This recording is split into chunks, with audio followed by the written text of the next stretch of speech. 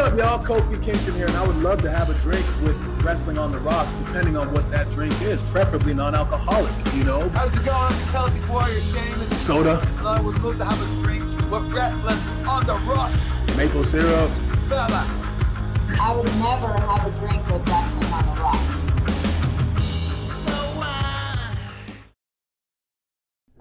Welcome back. Pull up a stool and grab a drink. You're here with us on episode 1 of Wrestling on the Rocks. Every episode is our first episode. Guys, I'm at Ref Marsh. Say hello. We're going to start with Klump. Hi there, my name's Crowder the Klump. How are y'all doing today? That's how he always sounds. It's so good. Kev, say what's up. What's up, guys? I'm Kevlar on the rocks with an X. He never sounds. I don't have a know what he's permanent doing. How you guys stool, doing? so pull up. I have a stool sample. Ooh, pull it up. That over there was producer lady, as disappointed and upset as ever. Oh, I had my mic off. Sorry. There's no way they couldn't hear you. Yeah. No, I don't sound like that No though. one said you But the disappointment still exists. That's still there. It lingers like the stool of which Klump spoke of.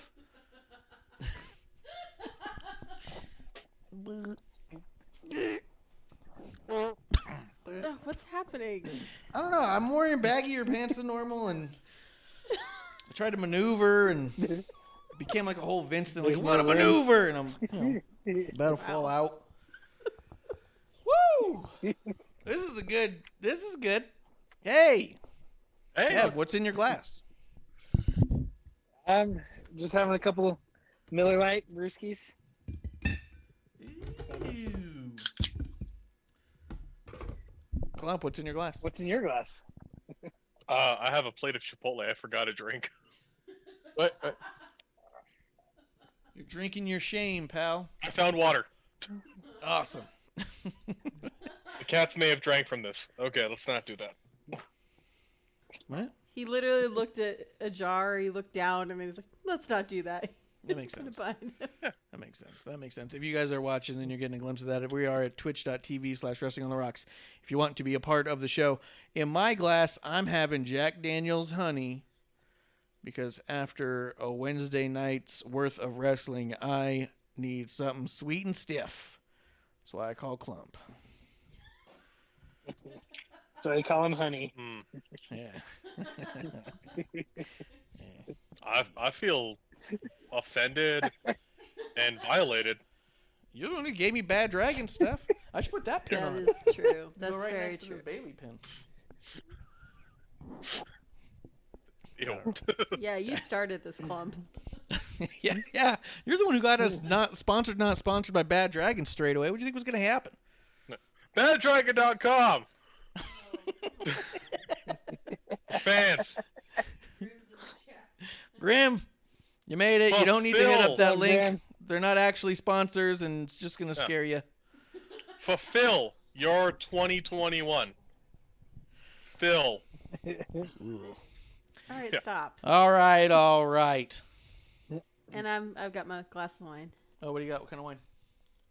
It's just my Red. standard cheapo apothic. Apothec? Yeah, All right. Why do you say cheapo? because it's definitely on the cheap end. We're definitely not going to get a sponsorship if you call it cheapo shit. Yeah. You're not gonna sponsor us. Not with that attitude. I got this. All right, Apothec, it's up I got to you. this right gut shit. Does it come in a bottle or does it come in a fucking box? No, it's a bottle. Come on. Yeah, you're fine. Yeah, I drink from. It's in a bottle. I love it. It's not from the Chateau but de Boone's farm. You're fine. Yeah, and it's the proper bottle. It's not a jug. I love it, but it's also not on the rocks. So Well, it's This not was supposed made to be on behind the a rocks. radiator in a prison. yeah, so it couldn't be on our show. It shouldn't be a sponsor for Yo, a show. hey, Apothec, if you want to sponsor me, I'll put you on the fucking show right now. Whoa, And I'll whoa, put their you on stuff's kind of cheap. They don't got that much money. Hey, They they're can delicious though. They can send us bottles. That's a full-on sponsorship in my life. Look, the whole point of the show is to get paid enough to pay for my drinks. That's it. That is it. That is Man, everything gonna we're need- doing here. And please help us out because we're gonna need it. We're definitely going to need drinks. We watch so much wrestling every week. We need drinks. So it's up to you, Apothec. Your move. And if you don't want to sponsor us from here on out, you're going to be that cheapo rock gut shit that the producer chokes down on the weekly. Yeah.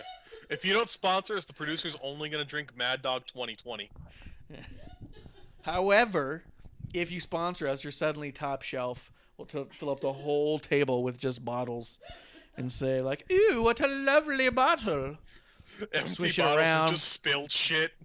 Yeah, I'll spit it on the ground. I'll like, "Ooh, it tastes delicious," because that's what refined people do. We'll rate it. This is a 94, clearly. Yeah. This is the shittiest grape juice I've ever had. They don't go that far back. Yeah, they're like, "What? We didn't make wine." Huh? Let's see, guys. Let's get into it. Let's do it. We're goofing off. We're having a good time, I think. Cheers to everyone coming through. Cheers to Grim Reaper. I hope you watch the shows, guys. Let's talk a little bit about the news, and then we're going to hit up our rosters. I know Splinter Fox probably isn't here yet. So if we have to go through these without him, I'm going to tell him he's got to download the podcast like everybody else. We'll see if we can get him in the chat. Real quick, though, Klump, you had a couple news articles that you had pulled up. Did you want to read a couple headlines for us? Yeah, Brian Pillman Jr. Gave up the OVW heavyweight title and MLW title. Looks like it might be due to his he's getting more and more time in AEW, which awesome. I'd like to just see more of him on TV and not YouTube, because I think he could do that. Yeah. Certainly don't need as much Marco Stunt. Well, he's got a lot of skill, and he did inherit a lot of things from his father. I think can help him in the business for a long time. I think because I like the pettiness so much of the internet wrestling sphere, because it cracks me up how petty and just how steadfast they can remain. I love stuff like this, because all I see on it over and over again when someone's like, "Oh, this date had been canceled. They must be showing up in AEW or NXT." And then you see a slew of people being like, "It can't be AEW because AEW would never make someone cancel a show that's an indie show. AEW would never do that. They make sure that they appear at all of the shows they're ever booked for. That would never happen with AEW, so it has to be NXT." Brian Pillman definitely has had to relinquish 2 titles now and cancel shows because of AEW. And I think that's the right move. But I think it's hysterical because I get to watch these idiots online just be like, "How?" And on that note, hello, idiots. Thank you for watching. Grim Reaper's in the chat, and he says he also inherited his dad's beautiful hair. Yes. That's correct. His luscious locks. I don't remember the name of the tag team that he's in AEW. We were trying to guess it earlier, and I've not been able to guess it. I even pulled up his Wikipedia to find it, and I'm having no luck. Maybe I'm just not good at reading is also part of it, but I can't figure it out. Wait. Varsity Blondes. Oh, okay. You were close. I was really close. It sounds so Really close. Uh, Yeah. Well, you know. The What other did thing you that I want like. it to sound like? Yeah, I don't know. I'm not. So here's the other thing that wrestlers are starting to do, because they think it's funny, is they're like trying to bring back the mullet because they think that that's funny. I don't find it funny, or I'm not like, "Ooh, that's cool," or "Oh, what a great." Every single mullet I see, I go, "Oh, you look like an idiot." 100% of them. Which is funny because you've had a mullet before. I had a mullet to upset my sister For a wedding. for her wedding. The only reason I got the mullet was because I wanted to upset people. It was one of the most At heel their moves I've ever wedding. pulled. At her wedding. Yeah. I showed up to her reception. I showed up before the reception, just normally with long hair or whatever. Then I left. I came back for the reception with a full-on, clean-looking mullet. And she was pissed. Her now husband, though, he's looking at me like, because the sun's like in their eyes. He's like, "What is that? What?" And she's just all like, What did you do?" And then he's all like, "Yeah." So good, dude. But yeah, 100% of mullets I don't like. And I did it as a heel move. But I like it. I like that he's getting more time in AEW. I think it's a good move. I think it's really smart. I was interested to see that he broke away from MLW the way that he did because I thought he was being utilized well over there. But he's probably getting paid more at AEW, so he should be there. Can't knock a guy for getting a paycheck. Yeah. They also said that same stuff when Alex Garcia and I cannot remember the other woman's name, but both of them canceled their Mission Pro Wrestling date, and people were like, "Oh, are they going to go to AEW or not?" And I saw someone commented on every single comment a reply saying it has to be NXT. AEW would never make them cancel this. Both of those people showed up in AEW the day of the Mission Pro event, or the day after, like 2 days later or some shit. It wasn't Lindsay Snow, no. She's been showing up on AEW Dark, but she wasn't a Mission Pro thing. And speaking of Mission Pro, we're getting Allison Kay versus Thunder Rosa in a steel cage, February. So that's coming up right about a month. All that just to say, I love the pettiness, dude. I love pointing and laughing like Nelson when I read internet stuff. All right, that's good. Klump? No, I was gonna say, like, I agree with you, and I find it like it's silly to me how much AEW fans utterly ruin AEW, whereas they still watch WWE in this weird masochistic sense to sound upset. A lot of them, like, there are some that I get it, like, I respect. I don't like it, so I don't watch it. That's cool. Find something else. But it's funny to me, like, what is your life that you have to hate this so much that you have to do that? Yeah, and so weird. And not be aware that there's gonna be. Come on, if you're running a business of any type, if you're a production for a movie, a TV show, you got an actor who's doing a bunch of shit. Oh, yeah, you can't do that. You got to pick this or that. And yeah, people want to pretend that AEW doesn't have a business side, but they do. Yeah. I mean, it may be a fucking god-awful business side just based on certain things, but they do. Yeah, that's why they come out with shirts every week. They got new shirts on the ready. Man. I'm sorry, I'm on that mailing list, and it just Do you doesn't stop. do you watch that shirt company that occasionally has fights? Yeah, they fight about their shirts now. Although Cody's new shirt looks dope, dude. Cody's new shirt is clean. I like it. Oh, Miss Amanda Jane in the chat. Hey, Amanda J coming through says, "Hell, it's Twitter wrestling fans." I know, that's why I love it. That's what makes me laugh. Yeah. Cheers. That thing you sent me earlier this week. Guys, I thought furry Twitter was bad. Then I found wrestling Twitter. Yeah, so good. So good.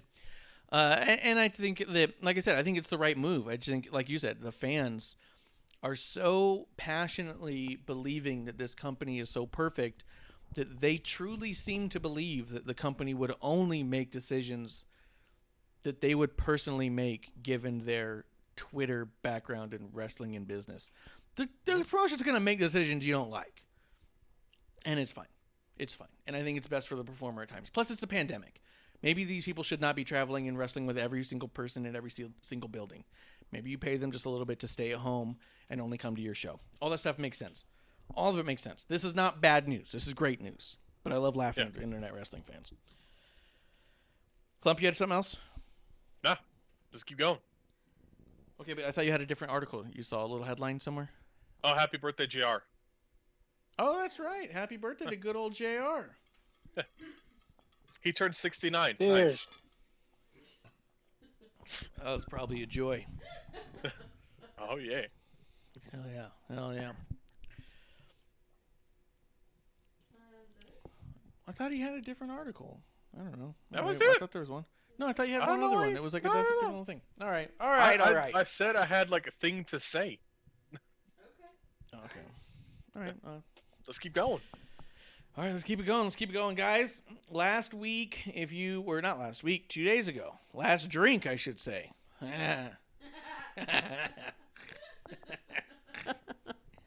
that's good. Okay. Get it? That was terrible. Ironic. He's God, don't. no Kevlar's never gonna be with you on that.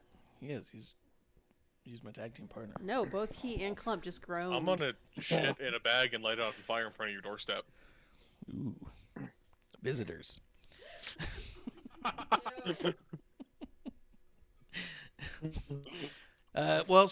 So last drink last Tuesday. This past couple days. So the last time we did a thing, last episode 1, previously episode 1. Previously on Wrestling on the Rocks. Yeah. So Splinter Fox was in the chat and he asked us a really good question. He said, "Hey guys, imagine this: you're starting your own promotion and you can only pick 2 wrestlers from each promotion out of the following: WWE, NXT, Impact, AEW, ROH, and NJPW. Who will you pick to build your promotion?"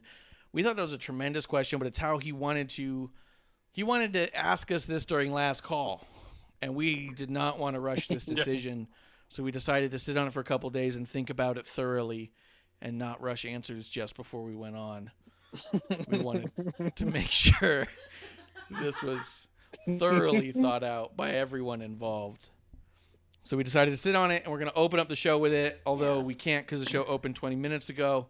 So we're going to do it now before we get into the breakdown of the stuff, the shows, the drinks.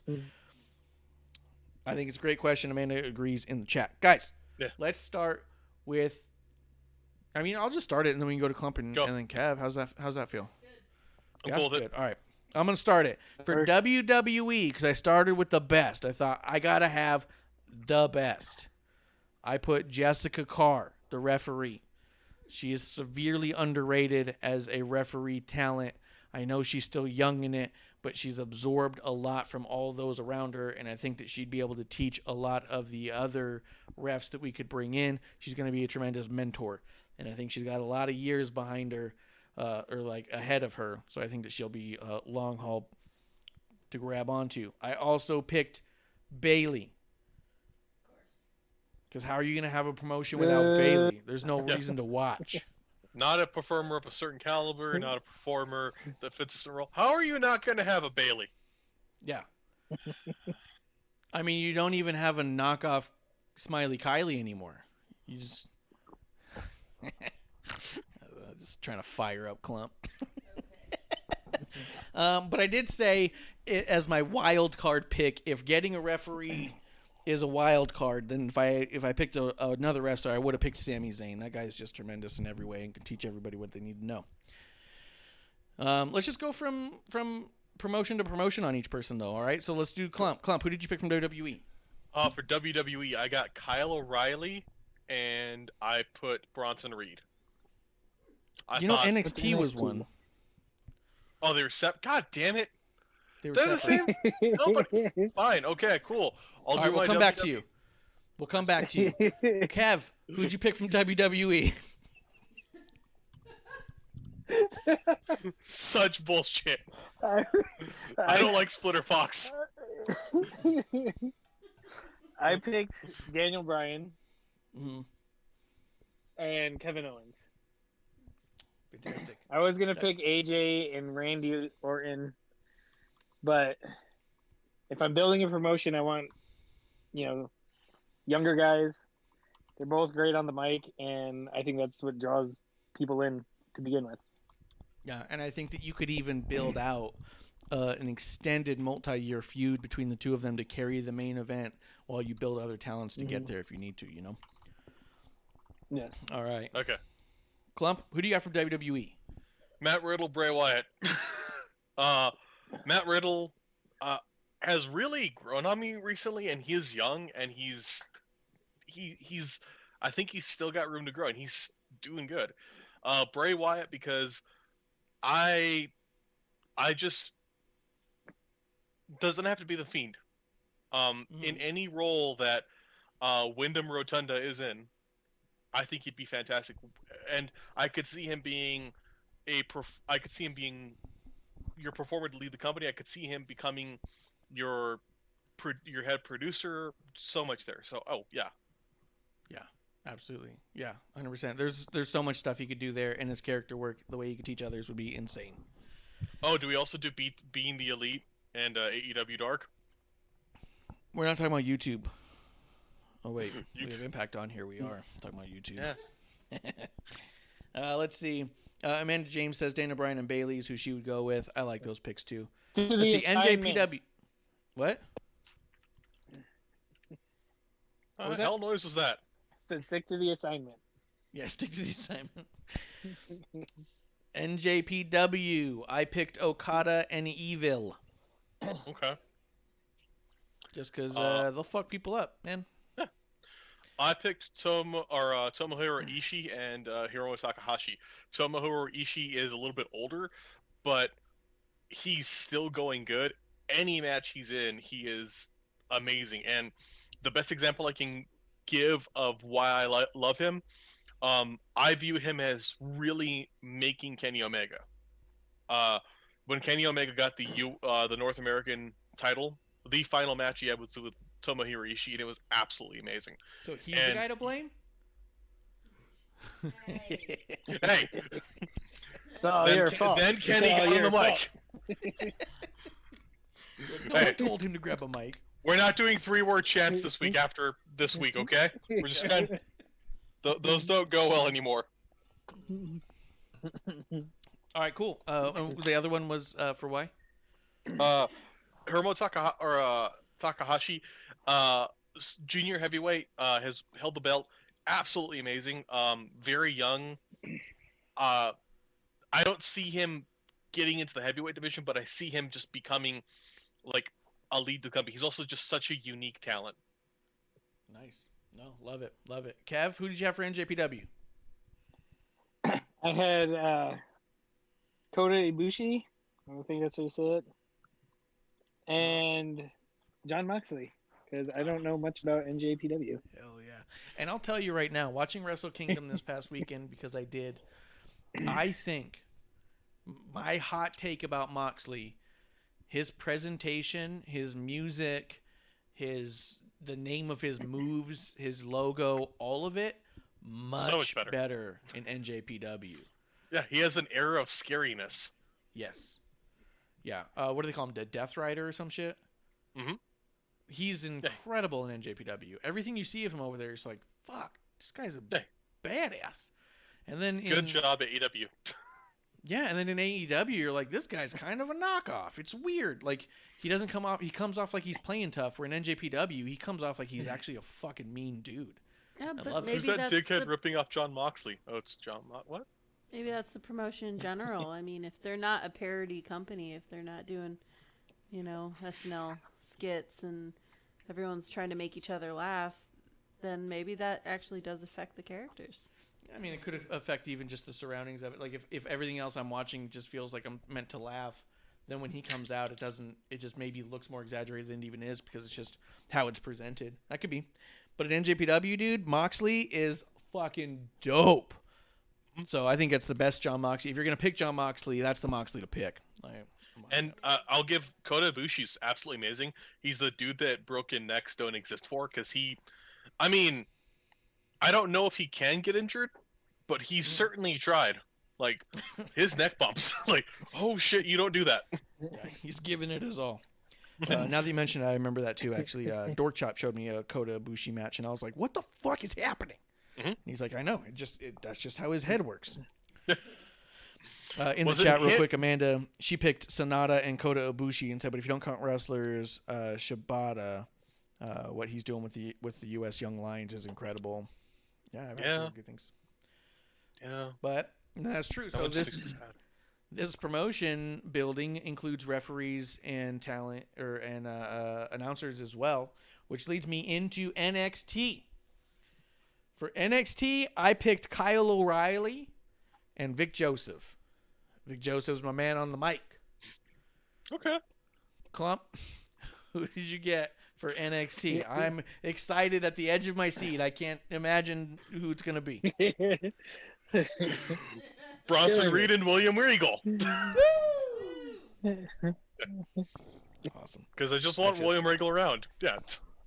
Oh, dude, I can't imagine having William Regal around your backstage area, if nothing else, wouldn't be like the best thing.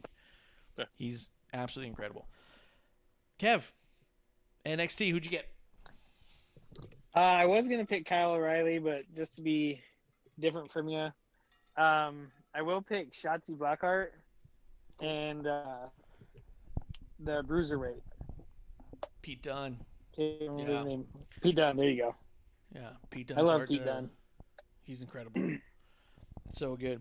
But I think it's really cool when you think about it that at this point, the beginning of 2021, we all three said if we're starting a new promotion, we want Kyle O'Reilly. Can you imagine the beginning of 2020 Yeah. saying that? Yeah. You know what I mean? Yeah, Like, I don't 'cause think I any picked one him of us over would have said that Adam last Cole. year. Yeah. What was that, Kev? I said, yeah, because I would have picked him because he's not Adam Cole. Yeah, right. If I got to Hot pick an take. Undisputed Era. Fine. Amanda, she says Stu and Ciampa. Yeah. Let's see. Let's keep moving. I just think it's really cool because O'Reilly's really come from being just another guy in that group to being someone who we all view as must have for any promotion. So I think it's really cool. How awesome. Yeah. For Impact, I picked the Good Brothers and Chris Bay. Because I want some power on my fucking team. Klump, who do you got? Impact, I have Tommy Dreamer and Swoggle because I want comedy, and I just like Tommy Dreamer. Actually, that makes a lot of sense. There's I nothing also wrong with don't- any of that. I mean, I wanted to do like Rosemary and Sue Young, but like I gotta bring the funnies. Oh, well, hey, that's it. It's hard to argue. There's definitely every other promotion's making sure they got the funnies, so nothing wrong with that. Kev, who do you got for Impact? I'm sticking with Good Brothers just because they're the fucking Good Brothers. And Heath Slater. I always Oh, loved yeah. Heath Slater. I think he was underutilized. And if I'm starting a promotion and I can push him towards the top, I'll do it. Oh yeah, and you know Heath Slater and Good Brothers, they're all like best friends. So, if nothing else, your promotion will have the best after Great. parties of any of these promotions. Yes. Yeah. Well, I don't know. Klump's got Hornswoggle. That's true. Kev's like, he's like, is this not about a drinking? This is a drinking show. Who's Yeah. booking for anything This other is- than the after party? This is the drinking wrestling league, right? All right, so then for me, for AEW, for my new promotion, Amanda says Sue Young and Sami Callihan. Ugh. I'm sorry, Sammy Callahan looks like he'd be sticky, and not in a good way. Yeah, no, that guy sticks. That dude, you can hear that dude when he stands up from the couch. Guys, for AEW, That's a horrible description. I picked Serena Deeb and Thunder Rosa. I Okay. think that if I'm going to have Bayley on my roster, she's going to need to have matches with somebody. And to me, Serena Deeb and Thunder Rosa are putting out the best wrestling matches we have out there. And if you have Bayley, Thunder Rosa, and Serena Deeb starting your women's roster, then that roster will never flounder in my mind. So that's why I picked that. Let's see. And Miss Amanda Jane clarifies, not for his wrestling, his backstage work. So funny. Klump, AEW. Who do you got? AEW, I have Hangman and Cody. That's not bad. Yeah, dude, that's solid. Those are good. Like Yeah, two world separate them champs from- right there. The people who are floundering. Yeah. No. Let's see. Kev, AEW, who'd you get? I'm going Chris Jericho and Excalibur. I'm just Fucking cut it. I'm not Cut his mic. I'm leaving. I'm going home. Just turn and Kev's turn. like, because we have to have a reason to drink. Yeah. No, I was going with Hangman and the Lucha Bros. Lucha Bros have really grown on me. I'm liking it. Ray Phoenix, I thought did great this week. They get a nod on my roster. Hell yeah. And they had that throwaway blood feud, which was for no reason and one time, but was fucking incredible. If you actually did a proper build to the two of them, that could main event your biggest pay-per-view of the year. Yeah. Let's see. Well, yeah, because remember they just did that weird thing where they ripping masks and stuff, and everyone's like, why is this happening? And it's like, I don't know. But it was like fucking rad. Dorkchop's asking what we're booking. Dorkchop, we are booking our own promotions. Splinter Fox last week asked us at the end of the show, so we're opening up with it this week. If we get 2 people from each promotion, who do you get to start your own? We've already been through WWE, NJPW, NXT, Impact, AEW. We are on to ROH. I picked Brody King and the Beer City Bruisers because I want to have Beer City the Beer City Bruisers against the Good Brothers for a whole bunch of slapping meat for those tag titles. Big meaty man. Slapping meat. A lot of meat. I want they would do those runs to the splash in the corner, but it would sound like a chop. Like that's how much meat is there. Klump, Which each ROH, step. who do you got? Ring of Honor, I got Dalton Castle and Flip Gordon. Flip Gordon's like legit, dude. I watched Flip Gordon against Nick Aldis. It was sick. Dalton Castle just makes me giggle, so yeah. Yeah, I think I'm gonna sent show me stuff you- before. Yeah, I'm going to do a funny promotion, but good AEW. And that's why I'm picking talent, not backstage. We're gonna call it I love how you KEW. just shit on your specialty segment. You fucks gave me this job. I never wanted it, and it's gotten worse with time. You just shit on your specialty. You just shit on the thing you gave me. Yeah, can you imagine like you get a job at a place and like you're supposed to be like the waiter or something, and they're all like, "All right, dude, we got you on fry cook." You're like, "I did not apply for that." It's like it's just where we have you. Tomorrow it's plumbing. It's gonna be your specialty. Yeah. You're like, that is not my wheelhouse. Well, it's gonna have to be. And then years later, it's like, Go. you've been really going hard with the plumbing and stuff. You're like, I didn't want to. Yeah. Why do you seem so unhappy? Hey, I'm going to need you to do a roof. I got all the material for you. Then, like, 2 days later, God damn, all that banging's really fucking annoying. Yeah, keep it down. Let's see real quick. Doorchop's getting caught up. WWE main, he picked Bray and Keith Lee. Cannot go wrong. NXT, he got Balor and Ciampa. I mean, you're gonna get a lot of broken legs. For AEW, picked Hangman and Omega. Oh, but you can get away with that. You can pick one more because Hangman and Omega counts as a tag team. If you pick the two of them, I'll let you pick a third. You get a wild card on that. Why were they never Impact called said- Omega? Omega? Yeah, Omega. or- Omega Ho? Omega or Omega Man, I thought was going to be a thing. Impact, you picked Good Brothers, and NJPW, you picked Dakota Ibushi. Also, Impact, pick another one, man. You got a couple wild cards there. Tag teams counts as one. Now, guys, speaking of wild cards, Kev, did you say who you got for ROH? Ruh. No, I've been rating my turn. Yeah, you have. I have Brody King and Jay Lethal. Hell yeah, man. Brody King and Jay Lethal. Dude, Brody King's a beast. He's so good, man. I like and he's Lethal also super and- nice. Nice. I liked Lethal when I first watched TNA, and yeah, just stuck with him. Oh, yeah, you've talked about him a lot. I heard he's not very popular anymore. He's got some issues. Yeah, I think he's said a few things here and there. I don't know much about it, so I'm not really going to speak on it or form my own opinion. But as far as wrestling goes, I have heard positive things about that. Amanda is asking Klump, if you're trying to go for funny, why didn't you pick Colt? Colt Cabana. I wanted to go for funny. Oh, Yes. Yes! Ow. I Cheers. totally forgot. I like Colt Cabana. I just totally I forgot. totally forgot. Don't worry, I got my funny coming in, and I can't throw him back in because Kev. Colt's fucking worked What about- everywhere. Klump, can you imagine? You just pause, you're like, because Colt is clearly forgettable? Because I forgot. Let's see. Dorchop does say that in his bonus ones for AEW is going to be Cody, and his bonus for Impact will be Ken Shamrock. Fucking baller, dude. Bum fights champion Ken Shamrock. We also have our own, and Amanda Jane did not like that comment, Klump. I loved it, though. Keep it coming. Keep it coming. Bang, bang, bang, bang, boom, boom. Colt Cabana in the room. We did have a wild card, so that would have met the stipulations, the scenario Splinter Fox set up, but we went wild card. Klump said he's picked AAA because WCW, MLW, NWA, ECW.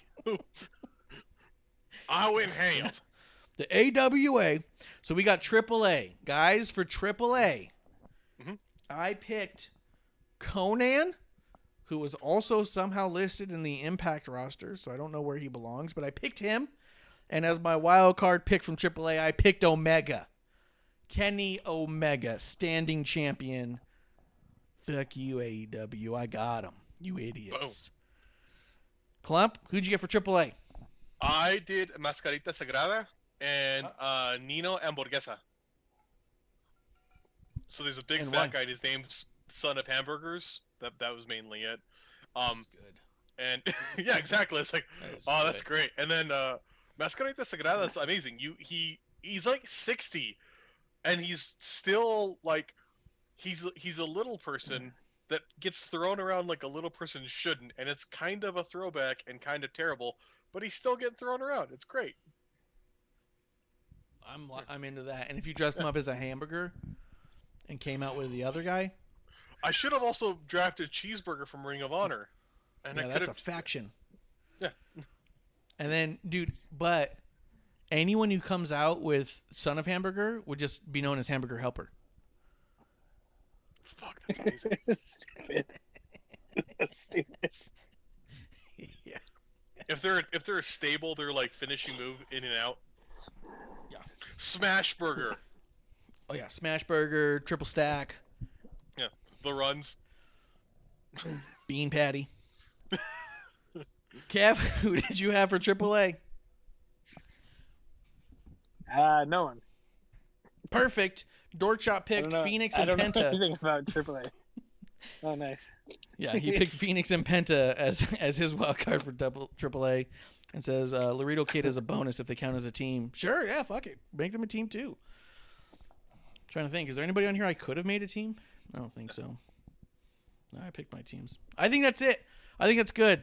Whoa! Kev, MLW, Hammerstone, Jacob Fatu, WCW, Disco Inferno, and Norman Smiley with Ralphus, ECW, New Jack twice, because you ain't mixing anyone with New Jack, no one's coming with NWA, New Jack. yeah, Trevor Murdoch, and Serena Deeb. Wow, there's a lot of crossovers. Love it. I'm telling you. I think this is good. They're asking if Ray Horace is in AAA. None of us here would know that. Klump might. Is Ray Horace in AAA? I don't watch AAA. All right, well, he just reads about it. Guys, let's get into the show. See, that's exactly why I did it. Just like, fuck you all. Yeah, hell yeah. I think it's good. No, and I totally agree with your MLW one. I mean, Hammerstone's a fucking. I don't understand how Hammerstone's not been scooped up by somebody. It just doesn't make sense to me. But whatever. It is what it is, I suppose. Dorkchop says Glacier and Bobby Heenan for his WCW. That's a good call. Dick move, man. No Guys, let's get into Shockmaster the love? shows. Let's get into the shows. AEW Dynamite. I'm going to say I think that the political news was taking a front seat in most households. Both shows had rather low viewership. It was below 700,000 on both of them. I know we don't really dig in deep on the ratings or anything, so we're not gonna. But just noting that, just because, I mean, I don't like, just if you look at pure content wise, I wouldn't understand how either of these shows would have a significant drop than previous weeks, just based off of the content of it alone. So I do think Which that the makes world news sense. had a lot. Yeah. Like, we should not have been watching wrestling yesterday.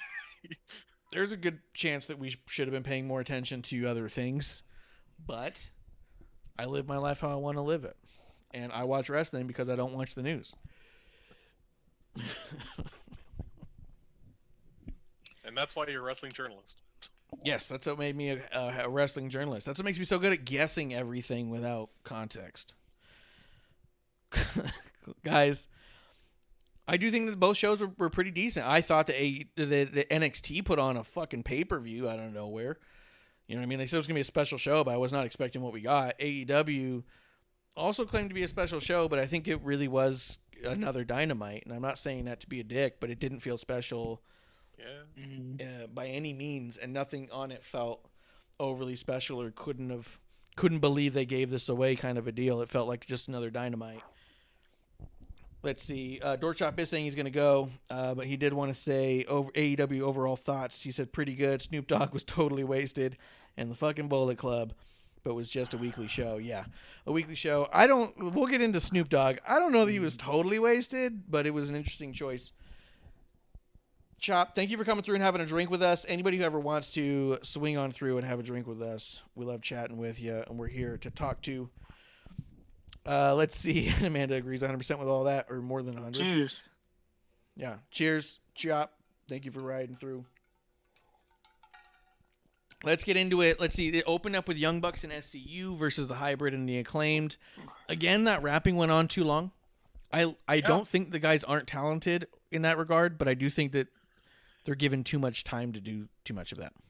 I have trouble with them because, time and again, when we have somebody rapping in wrestling, it's all like meant to be like a fight. Like it's all like talk shit to your person, which I get it, but a lot of times they're really reliant on, like, specifically, like, these guys are really reliant on the word bitch, but that seems to be both WWE and AEW in general, and it's kind of just annoying. And yeah.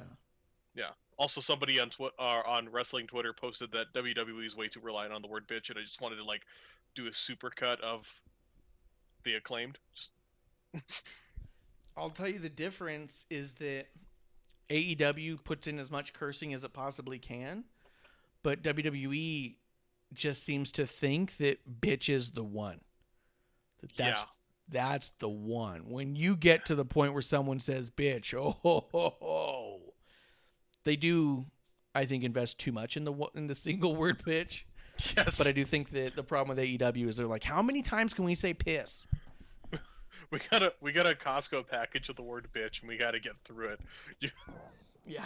I don't want to run out. But AEW definitely feels like they got the episode with South Park where they're ticking on the bottom with the word shit. How many times can we say it? Like, Kev, what'd you think? Of this match or AEW in general? Yeah, sure. Life. Whatever, man. Yeah, sure. Yeah. All right, so on to NXT. Yeah. No, I thought, this match was decent, nothing special.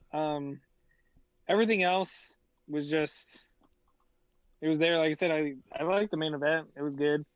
Snoop Dogg, I liked it. But yeah, for the rapping, like, I like it. I like to see people freestyle, and like, I like lyricists, not just songs. Yeah. So hearing people freestyle, I could enjoy it. Probably wasn't so much a freestyle, but it's whatever. Yeah. And yeah, I mean, I could take it or leave it at this point. Yeah, I wasn't overly impressed by the match in and of itself. It was what it was. But did you guys see the Chuck Taylor and Miro thing, the backstage segment? Yeah, that was weird. Chuck Taylor said the best thing ever, the most poignant thing ever. Go ahead. So he could just get this over with. Like, he goes, Yeah. Did he, like, yeah. Like, yep, that's how I feel about this show. Yeah, I felt like a lot of people, especially even during that promo, also agreed with Chuck at that point. They were also like, just end this segment now. Show maybe, but definitely people were like out of that segment by that point. Them trying to make Miro want to make Chuck his young boy. I thought that they were doing. It was really confusing the way they were portraying that at first. I do think that was the one time Jericho was useful on commentary, was that he broke down what a young boy is and why that would be relevant, or why somebody would want to fight against becoming that. Other than that, let's talk about Jericho. I will say real quick. Go ahead. I was just gonna say with Jericho, there was one other point he made on commentary that I thought was in the main event or after the main event. But other than that, I can take Jericho without the commentary, or without him being on commentary. All of his references were like 20 years old. Like, you don't like anything. He's like, I'm like the reverse Mikey. That was like 30 years old. That was like 30 years old. And then then they said something about it being dynamite, and then Jericho goes, Dynamite! Like, that's another fucking 30-year-old reference, dude. 40 maybe. Like, what the fuck? I was going to say, both of them. What was that? Like, I was just saying both of those references might be pushing 40 years old. between 30 and 40. Those references wake up and their knees creak. Yeah, 100%. Dude, and he didn't make anything topical on there. It was just so weird. Amanda says in the chat that she thinks that the claims should be used on their Twitter, on their internet. They should be doing those raps as like little videos and putting them out before the show, but not necessarily on the show. I think that's actually probably true. Probably better, to be honest. But I wanted to ask you guys your opinion on Jericho in a less shitty way than we normally go about it. I wanted to ask, because it's easy to shit on him for a number of reasons. He gives us a vast amount. But I think that how I felt by the time the show was really going, I feel like AEW has outgrown Jericho. I feel like he no longer has anything to provide the company. Beating him doesn't put someone over. We've seen that happen. Someone beating Jericho doesn't launch into the main event status or anything. He only loses to people who are kind of already at the status that they'll be at if they did beat him, if they would otherwise wouldn't have been. You know what I mean? He doesn't really have any control over his stable, which... Right? Yeah. His stable seems to be just kind of stale in there in a parody group, and that's not putting over anybody. No one's a bigger star now than they were when Inner Circle first got together. Also, losing to Jericho isn't making anyone seem like a bigger star. I don't think he has enough star power to give anyone that rub anymore. I think that in a really positive way, AEW has outgrown Jericho's usefulness. He doesn't provide anything on commentary. Beating him means nothing, and losing to him doesn't make anybody better. That's maybe why they keep putting him on commentary. Maybe he's transitioning into being the AEW Jerry Lawler. He probably thinks that. In their eyes. Yeah, he probably... Yeah. Everyone thinks that. Yeah. I mean, honestly, it I makes wasn't me comparing the two. I was just... I was thinking, what's going on with him in the ring? And maybe, I mean, the dude doesn't look in great shape. And I'm not saying this to be a shithead to him, about his body image or body shaming. I'm a big dude, but that was a big explosion. What? What happened? Do you mind if I let you guys go for a second? I legit heard an explosion. Yeah, just go ahead and click that link when you want to come back, or if you want to put us on pause. I'll be right back. Yeah. Yeah. All right. Well, Klump's in the middle of warfare now. Everything's okay there. Maybe we were wrong to not be watching the news and watching wrestling after all. As Klump's house just got bombed. I know, right? Yeah. Well played, Klump. You've proved your point. It's one of those. Yeah, it's one of those you walk out of the room and it's like complete Armageddon.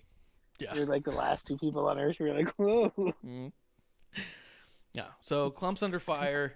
We've lost him for now. Hopefully he comes back. Hopefully he's not losing too much of his property there. Kev, anything else you want to say about that? Amanda says in the chat that they get more value out of Sting and that Snow than Jericho right now, and Jericho is so bad on commentary with the yelling. But I agree. The rub that Darby's getting by being around Sting is so much more than anything Jericho is saying or doing. They're not clipping Jericho's comments. They're not making clips out of it. Mm-hmm. No one's sharing pictures of Jericho in the ring with people to do anything but laugh. I just think that they've outgrown him, and I think it's a good thing. Yeah, and I think one of the problems is that Jericho doesn't know where he's supposed to be in the commentary booth. Yeah. Or desk, whatever you want to call it. Because there's times where he's sitting there and he's like super face and super heel and stuff like that, and it's fine as a commentary a little bit, but he's like jumping back and forth, like the whole Snoop Dogg thing. I hate that guy, and then he comes over here and then, hey, what's up, Snoop? Hey, and Snoop went to the desk and then he walks away. I still hate that guy. I was like, what are you doing? Yeah, he doesn't know what he's up to. Yeah, Not at all. after Snoop landed that wonderful dog splash, it was great. Actually, Sasha said on Twitter it's called the Snoopy Splash. Oh, Snoopy splash? That's terrible. Yeah. I like dog She named splash. it. Yeah, I think Dog Splash is pretty funny. We can get right to that though, real quick. Wardlow versus Hager. I'll be honest, Wardlow versus Hager. Going into this match, I thought it was going to be pretty bad and pointless, and not good at all. But as I watched it with an open mind, I was right. It was terrible.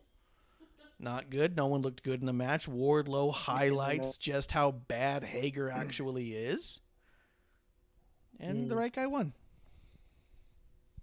Yeah, I was actually surprised that Wardlow got the win.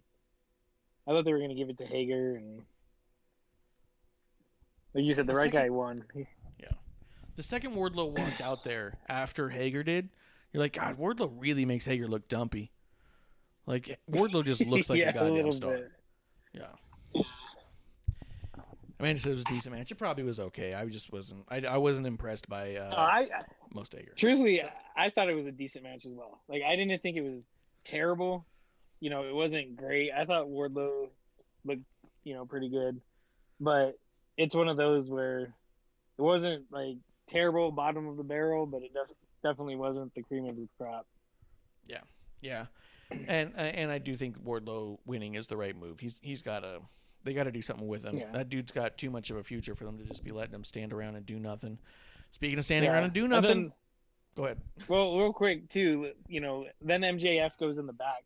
I know it's down the show a little bit, but MJF goes in the back, and Hager's over there pissed off, and then it was like, hey, I was going to clock you one when you came in, but thanks for checking up on me, but get out of here. But it was that was weird. Yeah, I was like, that did not have to be there. Yeah. It did not. It didn't. I mean, everything they're doing with MJF right now has been pretty bad. I don't know what they're doing with him. They did also do a backstage segment with Matt Hardy, Snoop Dogg, and Private Party. Snoop Dogg literally just stood there and nodded the whole time and then left at the end of it. It didn't make any fucking sense for him to be there. Yeah. And Matt Hardy is like trying to do a contract with Private Party and takes a cheap shot where he goes, oh, yeah, you can do cameo in Twitch. I'm not a monster. And you're like, dude, you're an idiot is what you are. Yeah. Fucking relax with that. Yeah, I'm getting really exhausted of these shots, only because it's not brand new anymore. We're at what almost a 2 no, it's over a year point, and I'm more interested in what they have to offer rather than their complaints about where they've been before or how they're going to do something different. Like just do it, and then let me see if I'm into it. Yeah, I think the cheap pot shots, they were tired 6 months ago, and now Matt Hardy's just making sure he's getting them in, and it's like, there's just no fucking point, especially after everything that the wrestling community's been through this past year. If there was any time to just stop fucking with each other and just say we're just gonna focus on ourselves right now, like now's the time. Like, but it's not Matt Hardy's fault. Why not? It's Sammy Guevara's fault for giving Matt Hardy all those concussions. Oh, that's a good point. That's a good point. Matt Hardy still thinks it's 6 months ago. Yeah, you didn't realize. Yeah, comes out with an American flag celebrating 4th of July. Yeah. Oh, and then they did the weigh-in, dude. What'd you think of the weigh-in with Darby and Bryan? Derby. Dude, Derby. They weighed in Derby at 170. Dude, they gave him a few pounds. I'm glad at least a few pounds. Yeah, like, good for him. Dude, because Rey Mysterio's 170. Yeah. And Finn Balor's like 175. No. Yeah. And you're going to tell me Darby Allin over there is like the same? Like, no, you put the three of them next to each other, no one's being like, it's about the same weight across the board. Yeah. Especially with the, ring gear with Darby, where he wears those, like, tights. Yeah. The dude's got toothpicks as legs. Yeah, it really highlights that. But, I mean, the weigh-in was okay. I like the idea of it. Using a scale. Yeah, it was all right. I wish Taz would just shut the fuck up. Yeah. Like, he doesn't need to be there. He brought nothing to the table in that one at all. Yeah, he was just Yeah. annoying in it. And then, Although Amanda says with Taz Sting and his thin everything. shaming was hilarious. That was the only good part when he was like, "Oh yeah, but look at him. He's got all his clothes on and Yeah. boots and whatever." I thought that was funny. But before then, like, "Oh, why does my guy have to go first? Oh, because he's a challenger. Fine." You just wasted 30 seconds of airtime for that. Thanks. Yeah, you just love hearing yourself talk. You just want to talk. Yeah. And I get it. I mean, that's why we have a podcast. But Yeah. I think that this Sting gimmick something's got to happen. Yeah. I mean, and the proof's in the pudding too. Like, Sting has not popped a single rating since he's showed up. He hasn't improved the ratings at all, and they announce him every week because everyone knows what it is now. He stands out there, he shows a bunch of sexual tension or something weird with him and Darby, and they stare at all of the mean heels, and then that's it. Yeah. They get awkward some more, or they did this time. They did what? Like they got, they got like awkwardly close. They were like almost nose to nose for no reason. I thought they were gonna do like those what are you Eskimo kisses, butterfly kisses, whatever they call them, where you rub noses. And yeah, I think they're both. It's called both of them. Yeah. But the other thing I didn't like is that they keep talking, or they mentioned the TNT belt. Oh, the new TNT belt. This, that, the other one, to Brody Lee's son and stuff, and they didn't show the fucking belt. They didn't. Darby did the worst. Yeah, Darby did the worst. Like presentation of the brand new belt ever. Like, it would have been literally cool if it was, walked like, out holding it behind his back. Yeah, and then just set it down, like just like dropped it, like But like put it on like WWE does all the pedestals and stuff like that, and at times it's okay, and at times it's stupid. Because at times I'm like, you don't need to do that. But when you're debuting a brand new belt, like that's a perfect time to do it. And if they don't want to be WWE and put on a pedestal, at least have Shivani handing it to Darby with a close-up of the belt. Yeah. Like a presentation of it. They did a bigger Darby reveal for the FTW belt. Yeah. Darby just, like you said, has it behind his back, throws it on the thing. The whole time I'm watching, trying to look at this belt that I can't see. And then, then Sting comes out and the segment's over and you don't see the fucking belt. Yeah. You don't see it. You don't see it at all. Amanda does say the only good thing was the fashion of Hobbs and Starks. And I will say about the grouping we had earlier, if I wasn't picking Serena and Thunder Rosa to build a women's division with Bayley in my fake promotion, I was going to pick Ricky Starks. But I'd also realized that I didn't have any women for Bayley to mentor or wrestle with, and I didn't see where that was going to go for me long term. So it's the only reason I had to drop Ricky. He's going to be my first agent I sign once the promotion's up and running. You know what I mean? Once we're hiring again in my fake promotion. And then she says, reverse AEW. Yeah, the reverse AEW. Yeah, and then she says Darby's not a good champion, but to be fair, it's just a different leather color. And that's true, too. It was incredibly underwhelming when we finally did see pictures of it. It's just the regular title, but with a black strap instead of a red strap. So, I mean, granted, I talked about it before that we also thought it would look better with a black strap, that the red was just an ugly red. Same ugly red the Universal title was using that I had never liked. I didn't like it. I didn't like the red at all. No, I'll say that... it. Yeah, no one liked it.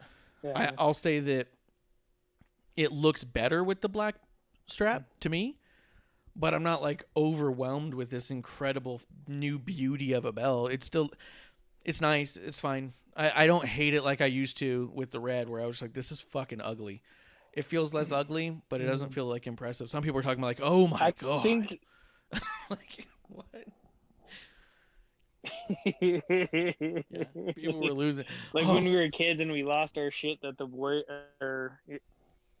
Like when we were kids, we lost our shit when Warrior came out with the white IC title. Yeah, it's like, oh my God, that's amazing. It's the same. It's everything. But the one thing with the black, it's everything that we needed. But the one thing with the black strap is it makes the centerpiece pop out a lot better. Way better. The red too. And even like I wanted to compare the two because the first time I saw the belt was when you sent it or texted it to me like an hour before the show. But to me the centerpiece looked a little sparklier, if that's even a word or whatever. Yeah, it might just look newer. It might just be shinier. But yeah. I mean, I haven't seen it side by side, but it looks pretty identical. What do you think about it appearing so immediately? The new belt? Yeah, it just felt like I don't know how to say this the right way, but it felt a little bit like the red belt was going away either way. This one was already made. It was ready this week. Last week they gave it away, and this week there's a new one. We know from the TNT belt that it's not easy to get a belt made right away. Remember they had all those troubles getting it produced, and they ended up bringing out the nickel one because, hey, it's just difficult to get a belt made quickly. So this has been in the works for quite some time. So it felt a little like, what? When I saw it appear already, because it felt like they made this big to-do of we're going to retire the red title because of Brody, and we're going to gift it to his son because of Brody. And even at the time, I thought, that's a really nice gesture. I think that's really cool for the kid and everything. I was like, I don't know if I equate the TNT title with Brody necessarily. He wasn't the longest reigning. He wasn't the first. He wasn't... He was just one of the champions. It didn't define his character at that point. So I was like, it's a little weird, but, it's still really nice. It was the one title he held here. I was like, that's cool. But then the next week to already have one, it's like, wait, you were getting rid of it. Like, it furthered my personal opinion that I wished that they had given the title to the kid backstage, and then we had seen backstage footage later, like we did with the New Year's stuff and with the promo stuff, all the stuff that's showed up on the internet. I've loved it, and it's actually made me feel really good about the way that they're handling everything. Where I may have had some reservations about some of the use before, just because of some personal things, but just seeing the way that everyone's interacting with the kid, I thought was cool. But it just seems weird. Amanda asked, maybe they had both to begin with. Maybe he was told to kind of hide it with holding it behind his back. But I think if they had both to begin with, I mean, it wouldn't make sense to me, just because the way they really leaned into it, the way they had the nickel one out. I don't know. It just seems a little weird. Even if they... Yeah, but even if they had both, I think it would have been cooler if, when Brody won it, if all of a sudden he had a black strap and was like, hey, this is for the Dark Order. This is Dark Order, my TNT battle. Like, cool. Yeah. Dope. What did I say? Dark battle? No, you're right. Dark Order. 100%. Okay. Oh, that'd been great. Yeah, but I don't know. And maybe it wasn't that they had it already made, but hey, we have a week. We already have the plates, and maybe that's what they were referring to, is the plates being made. I don't know. You think it just had spare plates? I don't know, man. It just feels weird. It felt a little bit like you found out someone gave you a re-gift.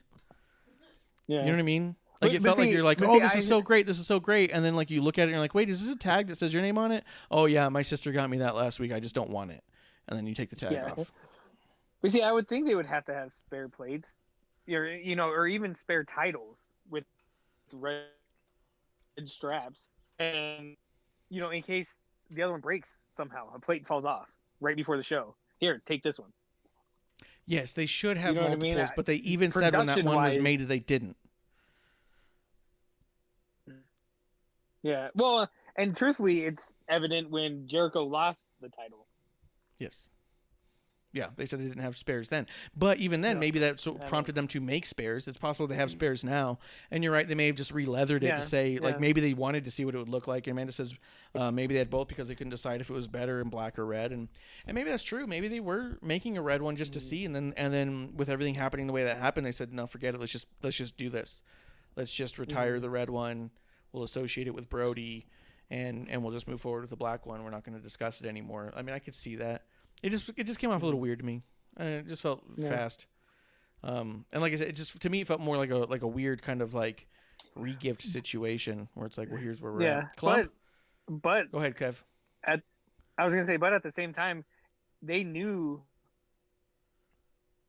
Brody did for this. So they could have been that's planning true. it weeks ahead because they knew Brody's condition. That's a good point. They knew months out, so yeah, that's true. That's true. That's a great call. I appreciate that a lot. That makes you feel better. Klump, I was just saying that the fact that they had the new title already just felt a little weird to me because I was like, you made a big deal about retiring the red one for Brody and giving it to his son, but you already had this other one. Like it felt weird to me timing wise. But Kev makes a great point. They knew a while out, and maybe the second they knew, they're like, let's do this thing. Let's make this happen because of what they knew. Klump? Yo. What's going on over there, dude? You under fire? I don't know. Like, I was about to say something, and like the loudest fucking fire. Like, I thought you guys heard it too, just like boom, and I was like, what the fuck?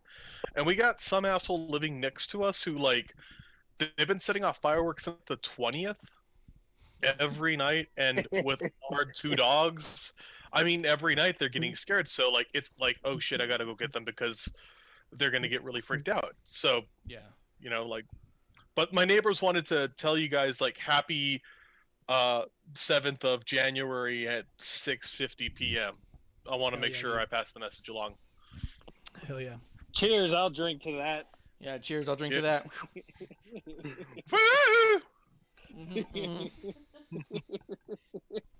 Cheers, Leah Moonlight in the chat. Cheers, Leah Moonlight. Thank you for coming through again. But God, dude, I'm glad. See, and that's the whole thing. I'm glad we talked that through a little bit. I feel way better about it.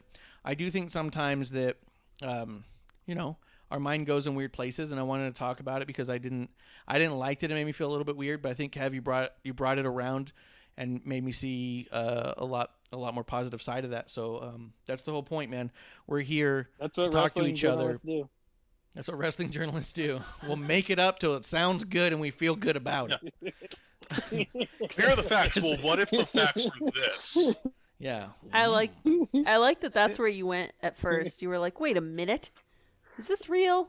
Is this not real?" When it was floating around, the title was floating around. Oh, the title picture. Yeah, the picture they first published of it was actually a fan pic that someone made of it, something like 4 months ago on Reddit, where they're like, "Look at how good it would look if it was black and not red." Well, they couldn't get a solid shot of the actual title, so these news journalist sites grabbed that old snapshot, cut out the red one from the picture, and posted up and said, "Here it is. Doesn't look great." And I was like, "Are we sure this is what it looks like? Because this is a fan pic from 4 months ago." And then someone responded with a really crisp screen grab of Darby with it and it hanging by his side, and you could see most of it, and it looked great. And I was like, "Awesome, thank you so much." Could not make heads or tails of it, and this was clearly a fan pic that they've published. So it did, and you know it did turn out to is, be. Go ahead. And you know what's funny about that is that I remember you texting me the fan pic or fan art of the black strap, and I remember I was agreeing back then. We're like, "Holy shit, the black looks better. Why did they do the red?" Yeah. But it is what it is. It is pretty good. Let's see. We'll talk about Snoop Dogg and then Bullet Club and then move on. Snoop Dogg came out and did a Snoopy splash on... Well, first off, he was like playing manager the whole time and pretending to call plays to Cody and was really cartooning it up on the platform there, and it was funny. And then they bring in Serpa... Go ahead. It's Coach Snoop. Coach Snoop. Because people... I don't know if a lot of people realize it or even remember it, but I think might have even been on ESPN or Fox Sports, something like that. But Snoop Dogg used to coach a Pop Warner team that his son was on. And they called him Coach Snoop. And stuff like that. So when they said, in Cody's corner, it's Coach Snoop. And I was like, oh, sweet, Coach Snoop returned. And I don't think a lot of people put the 2 and 2 together. Or a lot of people might not have even known that he coached a football team. Had no idea. Yeah, that one. Yeah, because I saw him like holding the play, or as Jericho said, the Waffle House menu close to his mouth, because that's what football coaches do. They say the play so people can't read your lips apparently. Yeah, Marsh had to explain that I think to me. that's what he was like, doing, but it just looked weird. Yeah, I was like, I don't know what he's holding. Maybe it's like a flyer or something. Yeah. She's like, why is he covering his face now? And I was like, well, because football coaches do that. So the cameras don't pick up what they're saying. They don't read your lips. I was like, so he's pretending to be a coach now, I guess. And then, you make a good point that apparently he was a coach, and they were trying to make reference to that and failed to make the reference. Mm-hmm. Some shit's too inside baseball for me, dude. Tell me what I'm looking at, God damn it. How inside baseball? We're talking football. Yes. But even that's and this is what gets me with the AEW commentators is that the commentators should have brought that up. Exactly. That's something that I think WWE hits a lot of the time with their commentators. Yes. The stuff that we're missing, they fill you in, and it's not just WWE; it's sports across the board.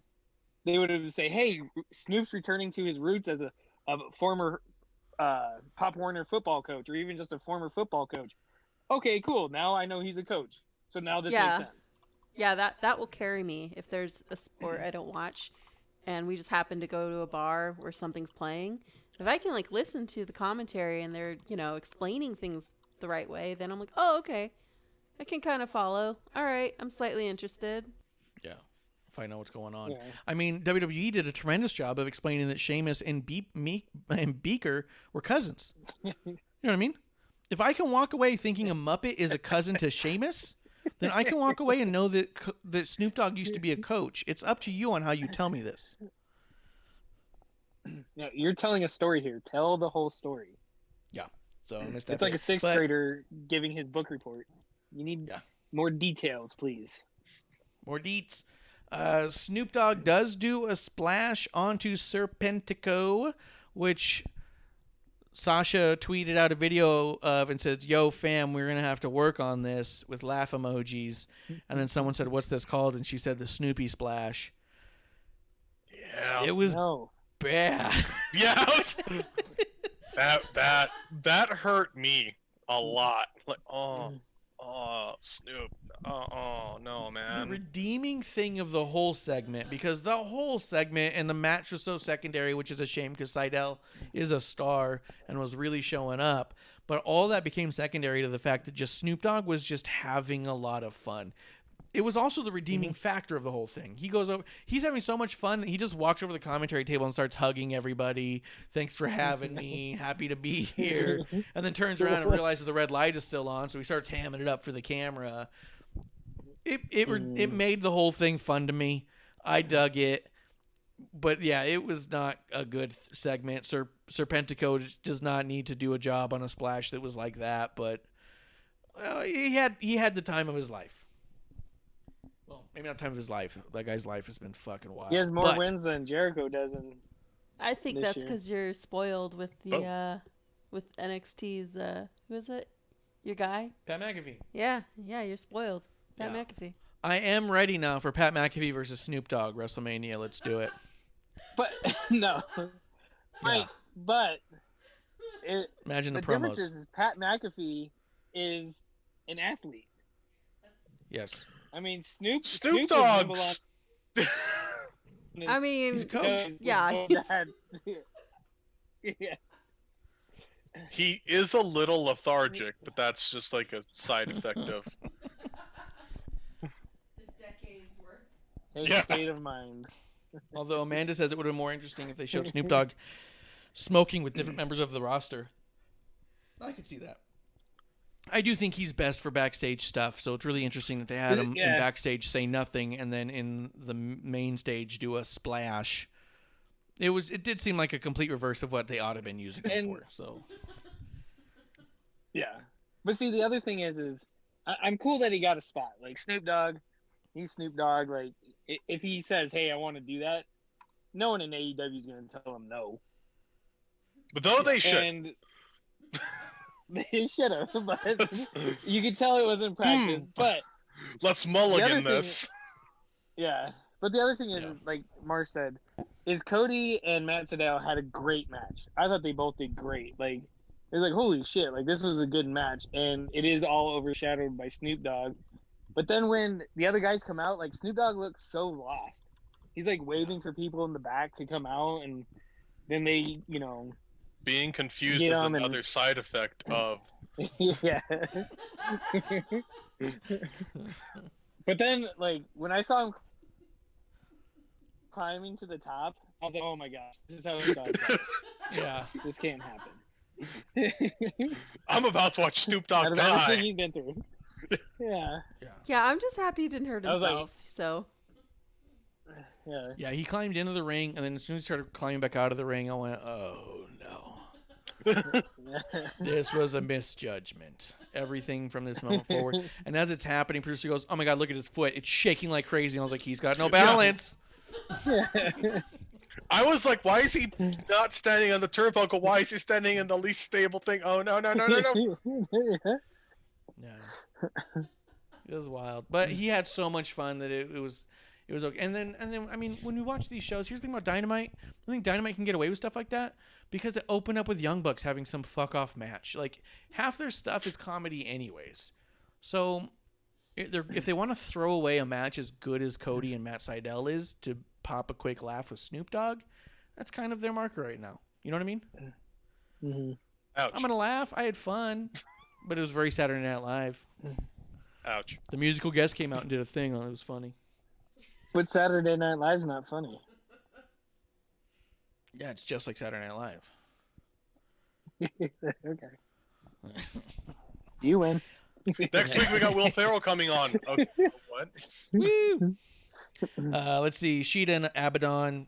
I don't know, man. I don't think that Abaddon's character connects with me. I always have to walk out of the room. I'm just not into it. That's just me. Yeah, I didn't feel any of it. Do you guys like the Abaddon stuff? I don't. I could I see want to like it. the appeal. Yeah. Okay. I mean, I could see the appeal that some people like. It's like too much Mhm. and stuff like that, and then for the match, just in general, like it was just sloppy and like it was bad. It's bad. It's bad. I don't understand how people can say Abaddon is a great character and truly works, but also the same people will shit on The Fiend for one, and secondly, they'll shit on things like Duke the Dumpster Drosy, who was just a garbage man wrestling. There was nothing crazy about that gimmick. He just was a dude who came out in a jumpsuit and a garbage can and wrestled a wrestling match. And you want to say that's goofy, stupid shit, but this entity that's a demon and bites people with blood capsules is the thing? Okay, I'm not a fan. I don't get it that way. Amanda says it was trash. I don't know, man. I wasn't feeling it. I wish something else was happening with their champion. But let's talk about their other champion, Kenny Omega. Kenny Omega. Because I'm Justin Roberts. He had a match with Rey Fenix, and then it ended. Now, the end of the match, they count to 3, and Rey Fenix gets his shoulder up. He doesn't kick out, but he puts his shoulder up clearly at the 2, and it is up. And then Jericho went out of his way to try to say, no, It's he not didn't kick his out. shoulder, it's his arm. His arm went up so high his shoulder left the mat. Aubrey couldn't see it because she doesn't I put just saw herself in his a very arm good go up. position. Dude, watch it back. His shoulder is up. It is up. It is not even a little bit. He puts his arm up, and then he moves his arm over a little bit where his shoulder pops up off the mat. She's not in position. She can't see it. She never is. She doesn't look for that thing. She's just counting based off what they're telling her to count or not. She doesn't actually look for anything. None of the finishes are real. She doesn't see it come up. She counts to 3, and then to go, oh, yeah, no, he never would have kicked out. He didn't kick out. That still never happened. But they replayed it like twice, and you're like, no, that shoulder's definitely up. Okay. Yeah. Sure. Amanda in the chat says Aubrey Edwards is the worst ref of all. She really is my Fabtina, and I also agree. People are in love with her as a character, I guess. Yeah, and she's getting more and more gimmicky with that fucking black stripe on her arm and stuff. She's awful. She's absolutely awful as a ref. Guys, what do you think? Klump, you specifically, the one-winged angle. The one-winged angle? The one-winged angle! Yes. Damn, I hurt myself on that. That was awesome. Yeah. Yeah.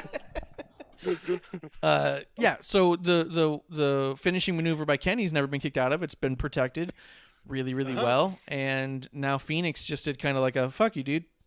Like, and I also, part of me felt like, yeah, I don't think Phoenix was supposed to do that. I really feel like Phoenix was like, fuck you. He totally doing the Key and Peele, just sitting there, bitch, putting his shoulder up all slow. Yeah, I mean, Klump, what do you think? I wanted it to be that so bad. Fuck you, dude. I mean, you know what's so bad is I want the one-winged angel protected because it is a move I love, but fuck, Kenny's so shitty. I'm like, can you like pick a different finisher and just say I'm done with that, so we never have had anyone kick out of it, so that in your new shitty character you can have things kick out. Yeah.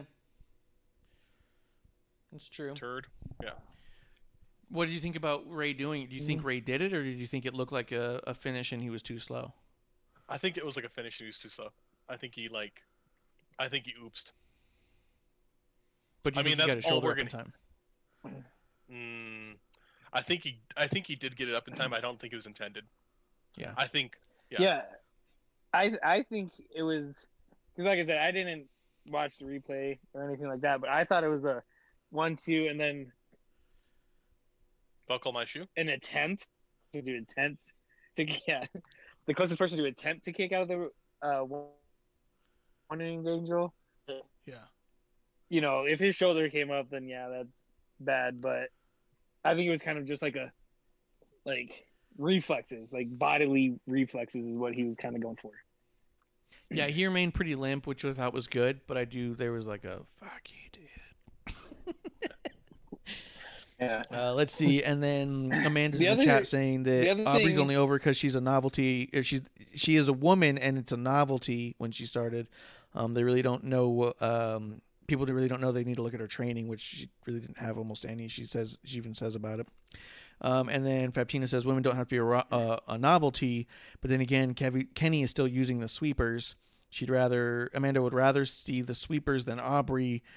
And then Fabtina says she rolls her eyes at both. And yeah, I do think that there's a lot to that. They were really hamming it up that she's a female ref, and she's our female ref, and she just happens to be the best. And then Jericho did whatever he could to make her a star, and she's more over than the wrestlers because that's their big concern. And it's all for nothing. yeah. And now they're using cheerleaders to bring out Kenny Omega, literal cheerleaders of the Jaguar cheerleaders, and it seems a little bit weird. Kev, what were you going to say? Now, so. Yeah, I thought that was nice.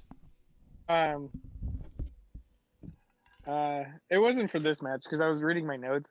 It wasn't for this match. It was for the Wardlow Hager match, and I noticed it. I think it was Sheamus did it a couple times, or not a couple times, but a couple weeks ago. But I'm hating on the finishing move that the person getting pinned has to move in order for the pin to count. I forgot what Hager did, and I remember Sheamus did it too, where his arm was on, I think it was Keith Lee's leg a couple weeks ago after he did the spirit bomb or whatever they call it. And you see Sheamus go like this and move his shoulder so his shoulder's on the ground. And it's that should be the job of the person pinning. That should have been Keith Lee. And in this thing, it should have been, I think it was Wardlow. I think Hager moved in order so his shoulder could be down or something. Or I think it was so his shoulder wouldn't be underneath the rope, or his arm wouldn't be up under the rope. Yeah. And it's that should be the job of the guy pinning. And that's just been getting on my nerves. I've seen it in both WWE and AEW, and somebody needs to work with these guys and say, hey, you're pinning them. You need to make sure you're following the rules. Yeah, you got to get. I thought it was on this match when I was looking at my notes. That's why I just brought it up now. But yeah. Well, and then in NXT there was a good spot with I don't think it was the main event, but there was a pin attempt earlier on in one of the matches, and the ref just slides his hand under their shoulder and says shoulders aren't down. And then they're like, fuck, and they try to move around. And then I think it was Damian Priest actually, and then Priest just ends up getting up and out of it because it's all all right, it's not counting. But that stuff needs to happen more and more. Refs need to stop trying to protect the pin and start just calling the right pins and do that because, like you said, it's up to the talent to get those shoulders down. Yeah, and in the Matt Sydal Cody match, he did the crossroads and then he picked it up and did them again. And Jericho said it was because Sydal was underneath the ropes, so he did it again to get him in the center of the ring. And I didn't rewatch it, but I was like, okay, that makes sense. Yeah, that makes sense. That's good. Let's see. Then the thing happened. The thing we've been saying since Don Callis first did commentary on that one pay-per-view, I think it was Full Gear, where he said, "Oh, is this where they do their partnership with Impact, and then we get the Good Brothers in AEW with the Elite?" And everyone's all like, "No," nothing happened. Yeah. So now we got the Good Brothers. They showed up. It was a total surprise. No one could have ever known. We haven't been saying it for weeks. How could it happen? But I'm really excited for it, and I'm happy we're moving forward with that story, and I want to see it play out. But yeah, I do think it's funny that people online are trying to pretend it was a big shock. Like that was the thing. They're already booked for a match together. Took y'all this long to do this? See, the only thing I didn't like from it, because I'm interested in it, let's do it. I just hated how reluctant the Young Bucks were to do it. Yeah. And then I saw people go, "Oh my God, did the Young Bucks just turn heel?" And I was like, "Fucking stupid." But if they all did it at the same time, they like, without saying 1, 2, 3, but doing it, just they kind of just did it. But for the Young Bucks to sit there for like 2.5 minutes, like looking around and like, fine, I guess, and doing it, that got on my nerves. No one is faker in wrestling than the Young Bucks. They are playing wrestler more than anyone else. It is insane.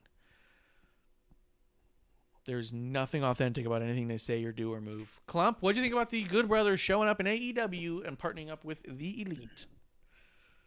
Honestly, like y'all kind of said, it didn't feel like a surprise. It just felt like, if anything, like, oh, cool. Like, I'm glad you guys did it. I'm surprised it took this long. And it's okay. I mean, but to push the idea of it being this huge shock, come on. Yeah. It's not that gigantic, It's not. They're really trying hard to make things seem like a shock when they're not. And I don't think it has to be a shock if it's not. Especially like because of all the stuff they're showing from Impact, Kenny and the Good Brothers have already teamed up, and they're scheduled for a match later on, like this month. So it's like, well, we've known. We've just been waiting for it to start happening on AEW. People are like, oh my God. Well, we've all been waiting. It doesn't have to be a surprise for it to be good. It's exactly. Still good. Yeah. It's exactly what we want. I'd like to see how it plays out. I'm excited to see what we do with this. But no, it wasn't a surprise, and that's okay. It's okay. Yeah. People just want things to be a certain way, even when they're not. Mm-hmm. I agree. It's because it's not the way I wanted it to be. It sucks, and like there's a lot of things that suck here. Yeah, this is okay. Yeah, it's not fantastic. It's still good. It's just not the surprise you wanted it to be, and that's fine. It's all dirty. It's still good. It's still good. But it's like when we talk about WWE when they make the. Go ahead.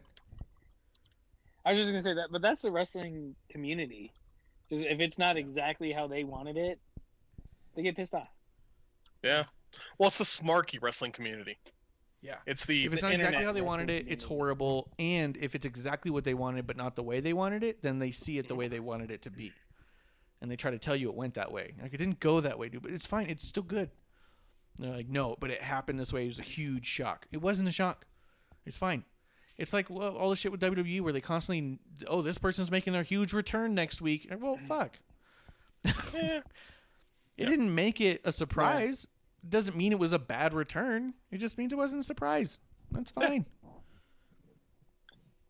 Yeah, I like the surprise returns though. With that, I hate they're going to be here next week. Why just have them show up and do something. Unlike Sonya Deville that just walked in the back and said hi to people. Yeah, it's fine. It's fine. But the next time we see Sonya, we're not going to be like, oh my God. No, we know. It's fine. Yeah. It's still good. So, I don't know. Let's talk about NXT, guys. Unless there's something to say, Kev.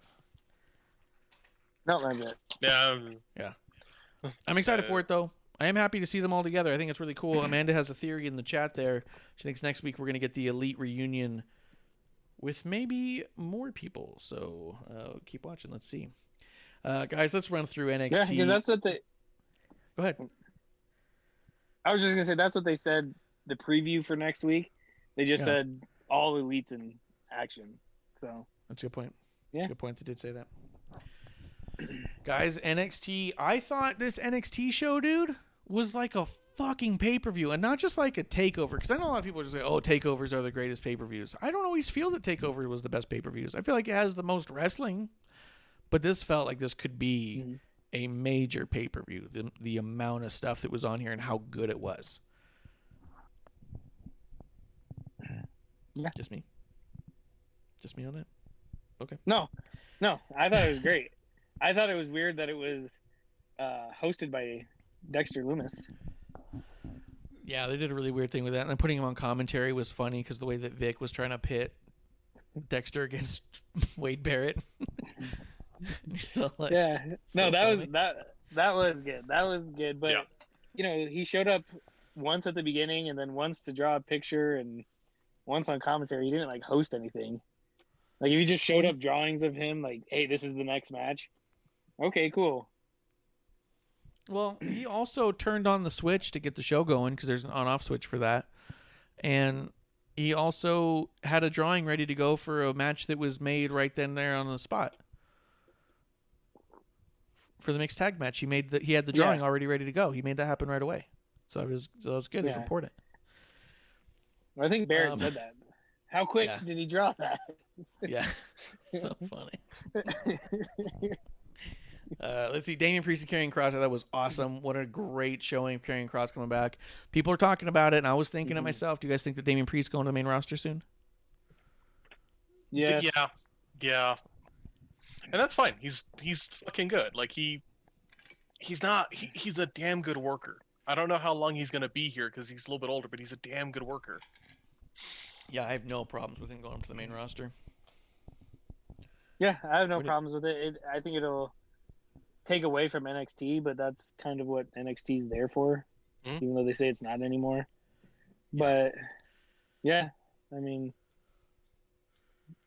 I don't know where he'd go. I think the rumors they're saying SmackDown. I don't know. I could see him going to either side though, to be honest. I think that if he comes over and he's a mean ass villain and he's not a good guy, he could be a really cool team up with Drew. You know? No, it's Drew and Sheamus.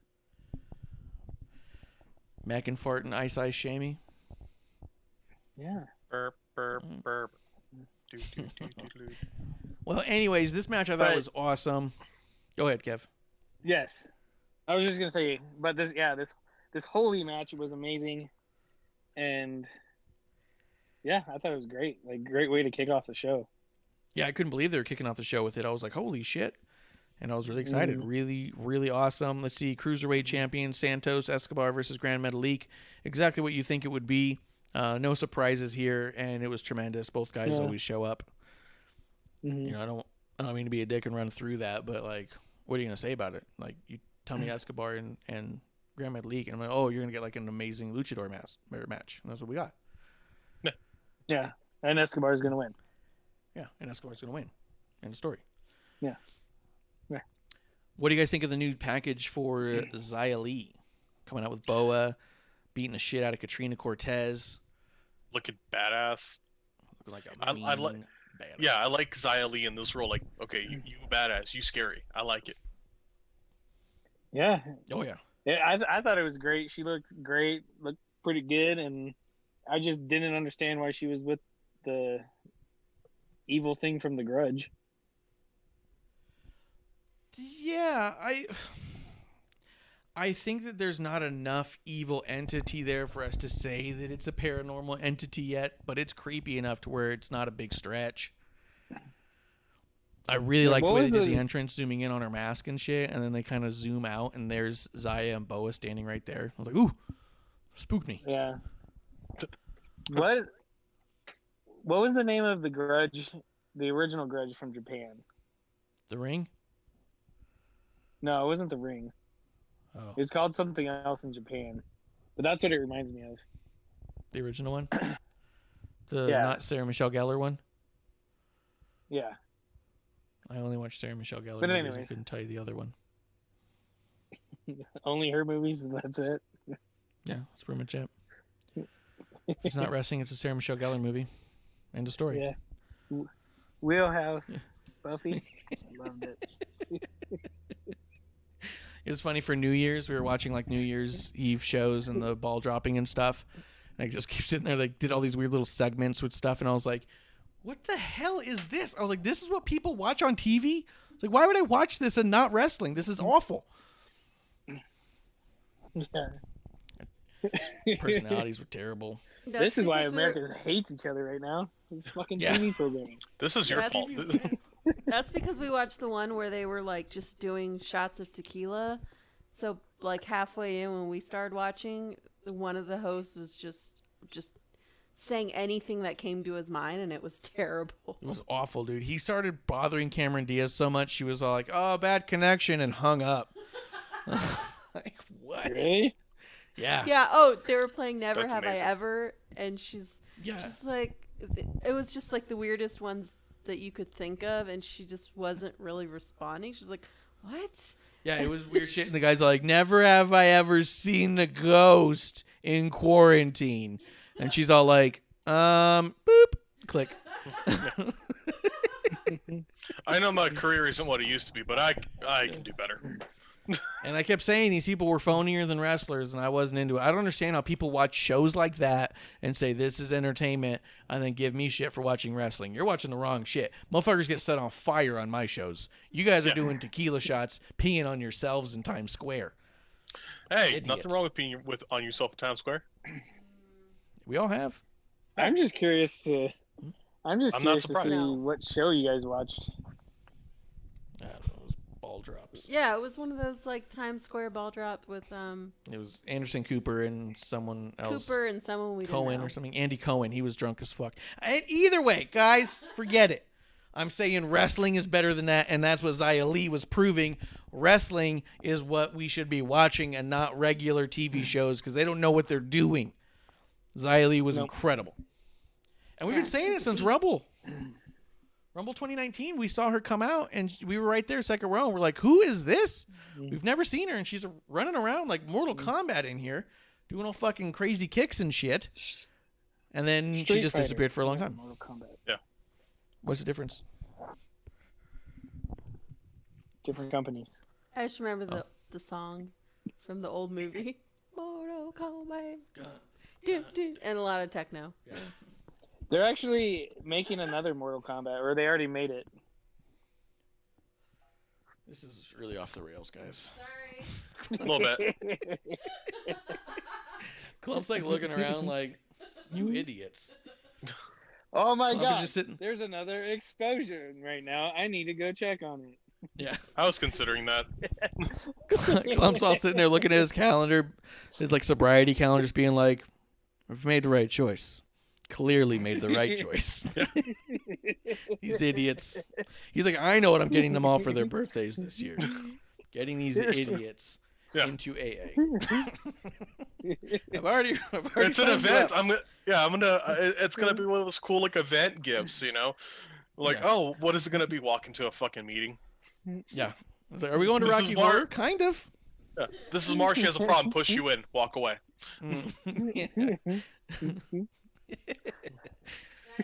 Xia Li is awesome. Guys, last woman standing. Was there anything about Xia Li you wanted to say, Klump? I mean, I like this iteration of her. It's scary as fuck. Yeah. I've So not watched excited. a lot of NXT, so I'm kind of like, this is cool, but yeah, it's scary as fuck. Super excited to see what they do with her. I want her to just rip through a ton of fucking people.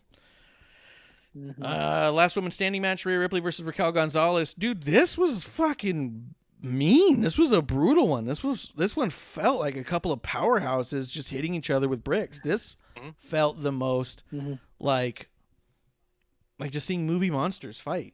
Where it's just like wreckage and carnage, and just every hit you just went fuck. Yeah. I loved it when Dakota Kai got shoved in the locker. That was pretty That was funny. great. Pretty funny. They just shoved it right in there. And then Indy Hartwell put up a picture on her on Twitter because they asked, has anyone checked on Dakota? And she goes, I got her some water like this and put a little one of those bird feed, the bird cage waters like for hamsters. A little bottle with the little thing on the end going through a cage. She goes, I got her some water. It's like this. So funny. But dude, this was awesome. I called it at the beginning because producer was like, who do you think's gonna win? And I was like, I got a feeling they're building Raquel to do some crazy shit. And I think Rhea's time is up in NXT. I was like, so I feel like we're gonna get a Raquel win, and we did, and it was tremendous. I think we're going towards Rio. No, I think we're going towards Raquel versus Io. And I think Raquel will take the title off Io, and then you're going to get Shotzi gunning after Raquel as that big babyface and heel. I don't think I want to see that one. We're not there yet. How long out are we talking? That takes a while. That takes months. Okay. That's it? Months? Well, at least months.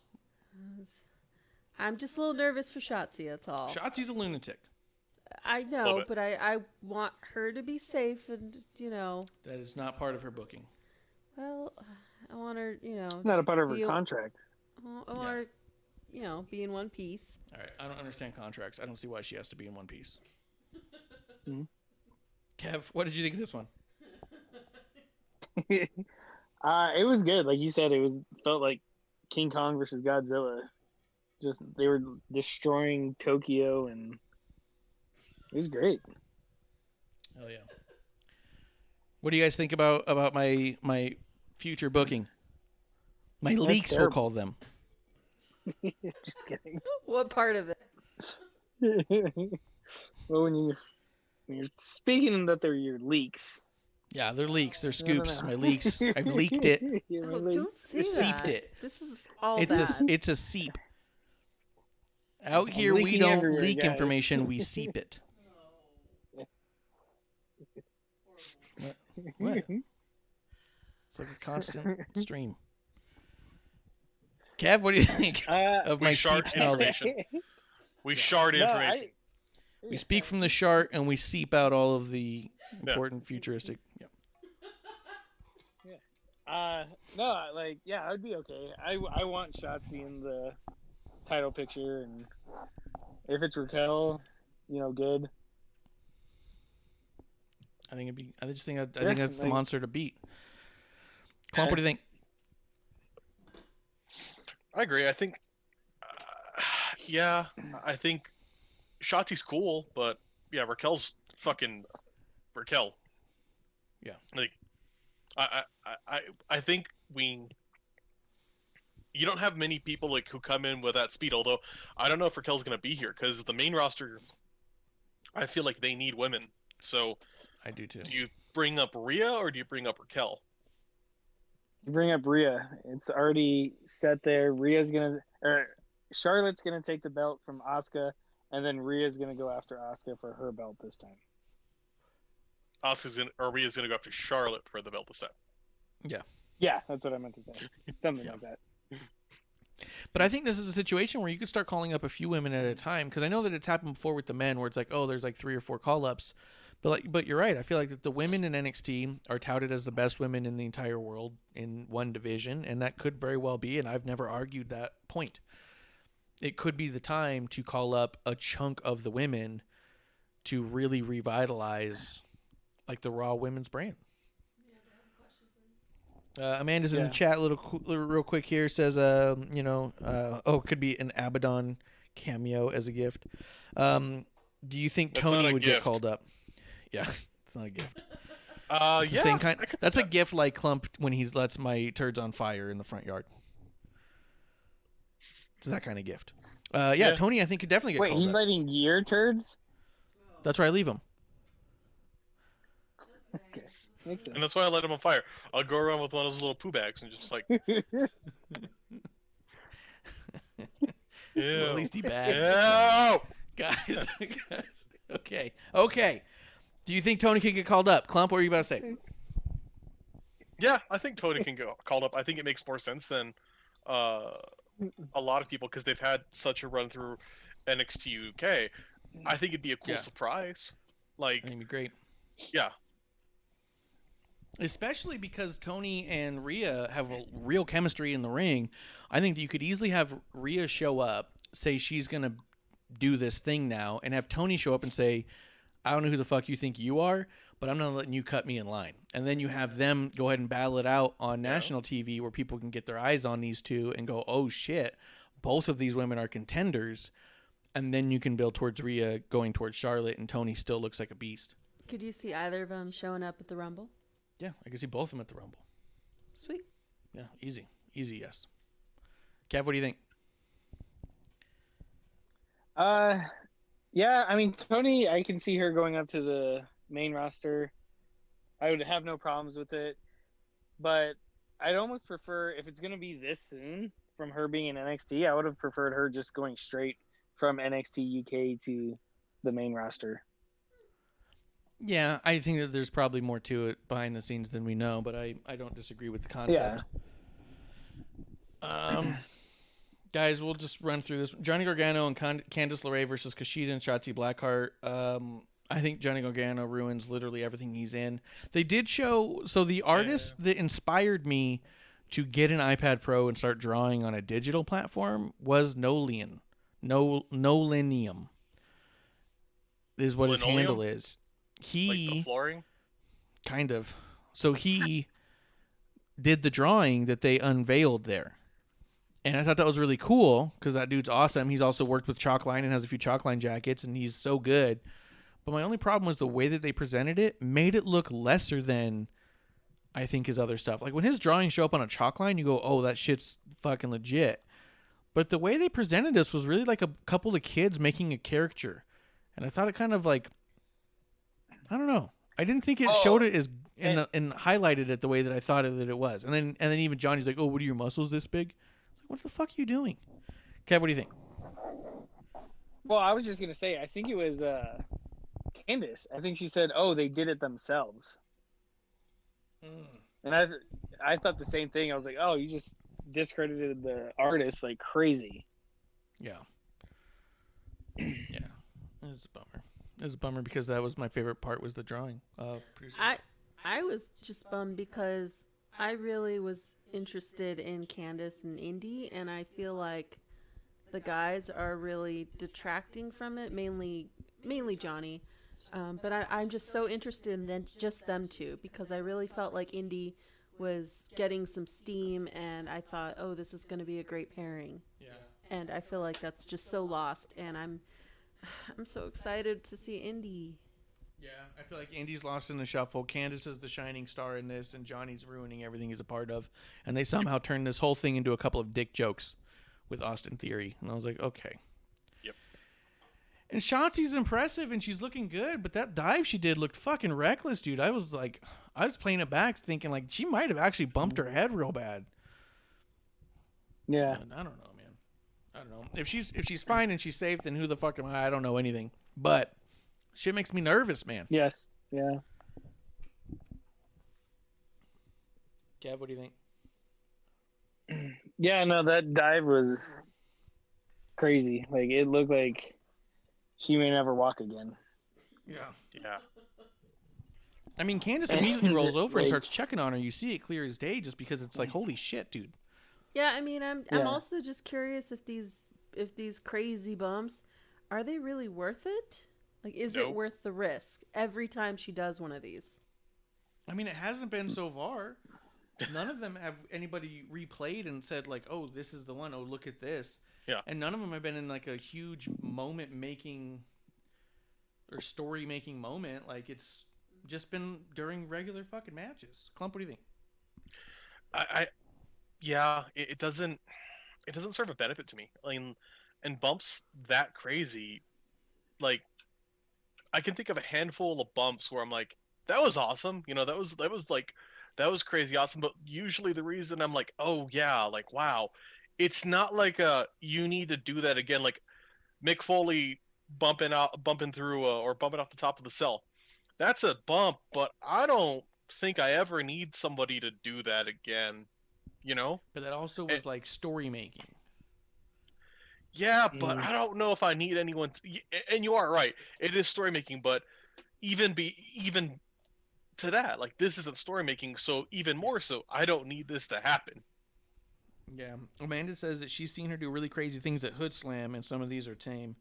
That's probably true. So, I mean, like I said, if she's doing them fine and she's walking away fine and she's not actually knocking her head on shit, then fucking cool, go for it. But I do feel like that when you watch Ricochet do a fuck ton of crazy dives and jumps and stuff, you also know the dude practices flipping as part of his workout. You know what I mean? Like, he has a way of knowing exactly where the ground is and how his body's moving relative to the ground at all times. Mm-hmm. So you just feel like that he's got it under control. I don't feel like she's ever got it under control. I feel like that she just is reckless enough to not care if she gets hurt and is going to do her best to not. Is what it feels like. And maybe that's just the style. Maybe she's absolutely the opposite of that, but that's what it comes off as, and that could be cool. I just get nervous, man. I get nervous because we don't know. Go ahead.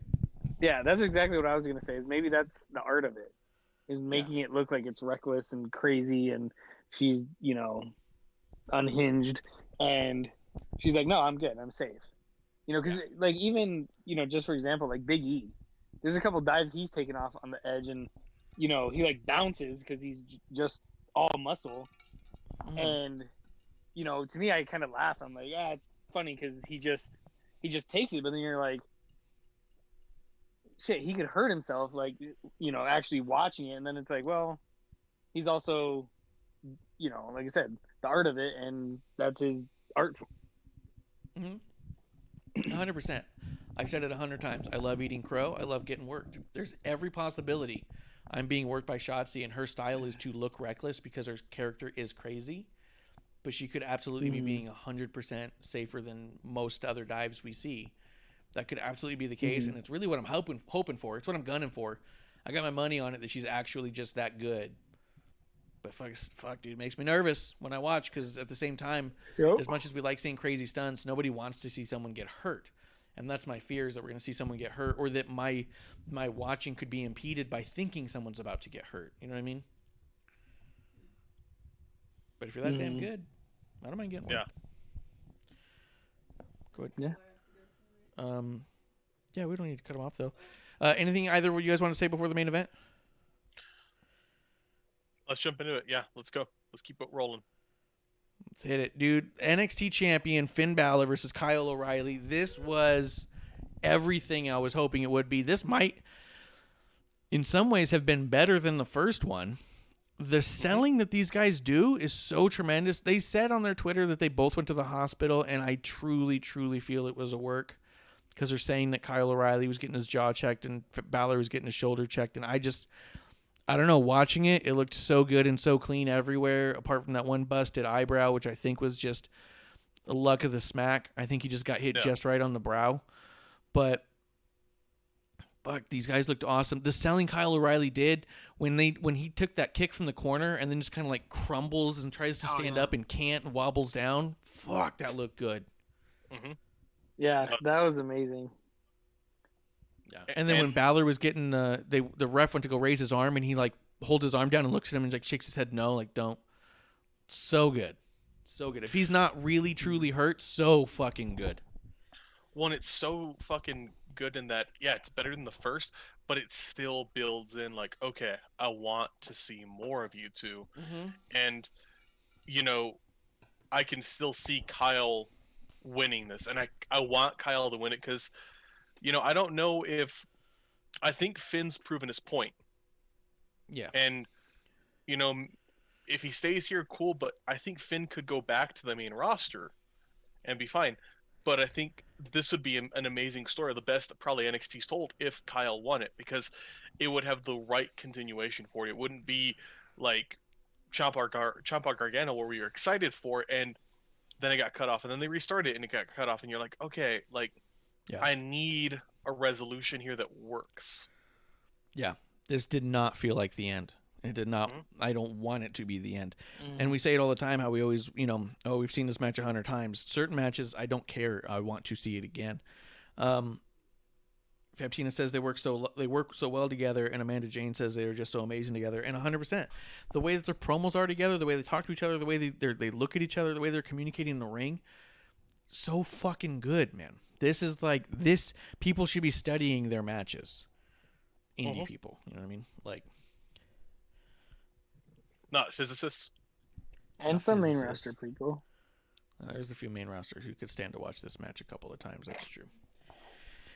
I don't know what all to say other than they worked the injuries. They worked so many of the hits, the way that they were crumbling on stuff, screaming about things. Like, this looked like a fucking fight. Yes. And it was so good. It's just so good. I don't know what you could say like bad about it. Like, I'm trying to think of like, oh, there's that one spot where Kyle O'Reilly kicks Finn and then sort of dives out of the ring in a weird way. Yeah, but He even tweeted that, it it's out. not like, yeah. He tweeted out and said that he's like, anybody ever kick someone so hard that you lose balance and find yourself falling outside of the ring? He goes, no, just me. All right. I could see that too when you watch it. He looks like he could have lost his balance for sure. It was a bit of a weird thing, and especially when you're trained to fall, there's absolutely every reason why you might lean into the fall because you can fall safer that way. Does that make sense? Yeah. If you fight the fall, you could break something. Go ahead. Yeah. Well, they just teach you that in a lot of different sports and everything that, like skateboarding. Hey, if you put your arms down, you might bust your wrist. Or if you, tuck and roll type of thing, And I mean, I thought that part was the only little awkward, like where he tucks and rolls, goes out the ring and stuff like that. But if that's our biggest critique of this match, I mean, it's a damn good match. Yeah, and it also looked dope when it happened. Like, I was like, that was fucking cool. Yeah. I don't know why it happened, but it was cool. Yeah. Yeah. Go ahead, Klump. No, I agree with you. I think this is like the best way to do this. And I'm excited. It made me want more. I'm craving more, so let's keep going. Yeah. This is the kind of thing that makes me think, like, when people talk about how NXT is their favorite wrestling show on TV, these are those matches and stories that make me go, oh, I could see that. There's a lot of other stuff where I go, what are you talking about? SmackDown's the most fun show I watch. You know what I mean? And we're all going to have our favorites. You know what I mean? I know people who fucking love Drew McIntyre and they think Raw's fucking great. Okay. I'll watch SmackDown before Raw every week if I could. People who say that the NXT they think is the best show that they ever watch every week. And I think, sometimes to me it's just too much wrestling and not enough story. Some people say AEW. But it's okay to have probably high. Yeah, it's okay to have different opinions. Like that's it's okay. Like, for people to get upset, how can you like this? This one's better. It's hey, this is what I prefer. If you can prefer that, cool.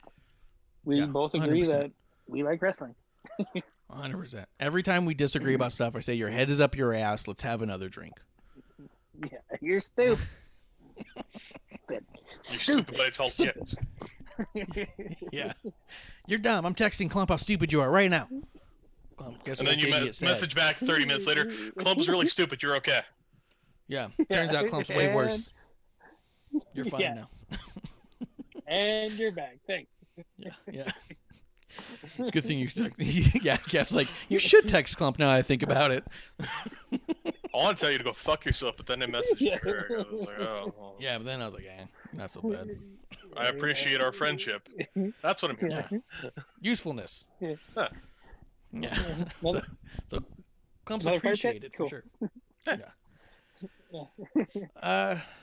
I mean, I don't know what to say other than this kind of thing, these stories, these rivalries, Xia Li, Prince and O'Reilly. These are the things that when people say that, I don't have an argument for them. Like if someone were to tell me, oh, this was the best show of the week, I wouldn't be able to say like, what are you talking about? What about this other thing? I'd be like, yeah, there's no way you're not going to think that. There's no way I'm going to talk you out of that. You know what I mean? You're wrong, bud. Okay. Yeah. Even if I disagree, right? Like if I had more fun watching SmackDown, but I watched this and someone's like, this was better, I'd be like, yeah, I'm not going to argue with you. There's no point. Like what am I going to say? Yeah. But I don't know. I think this week probably this show was the best show of the week for me personally. Yeah. I mean, Kyle O'Reilly and Finn Balor is something that I've been telling my casual wrestling fans to check out. Hey, skip all the way to the last match. Just watch it. And they're like, holy shit. Last night I was messaging them just being like, if you guys aren't watching right now, I suggest putting it on. If you don't, you should definitely watch it later. Mm-hmm. This one was fire, dude. It was fire. Yeah, and plus, as a bonus, they did it commercial free. Yeah, picture in picture. Hell yeah. So good. So good. I don't know. Klump, was there anything else you wanted to say about Balor and O'Reilly other than you just want more and more? More and more. That's it. More and more. We want an O'Reilly and Balor buffet. Right, Klump? Something like that. Yeah. Just fight forever, literally. Fight like furs or Bennigan's, or a Sizzler. You get the salad bar.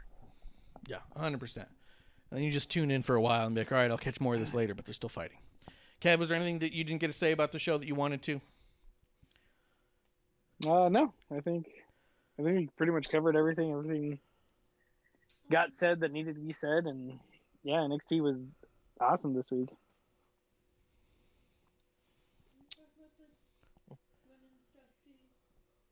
Oh, we didn't. There was an announcement for the Women's Dusty Cup.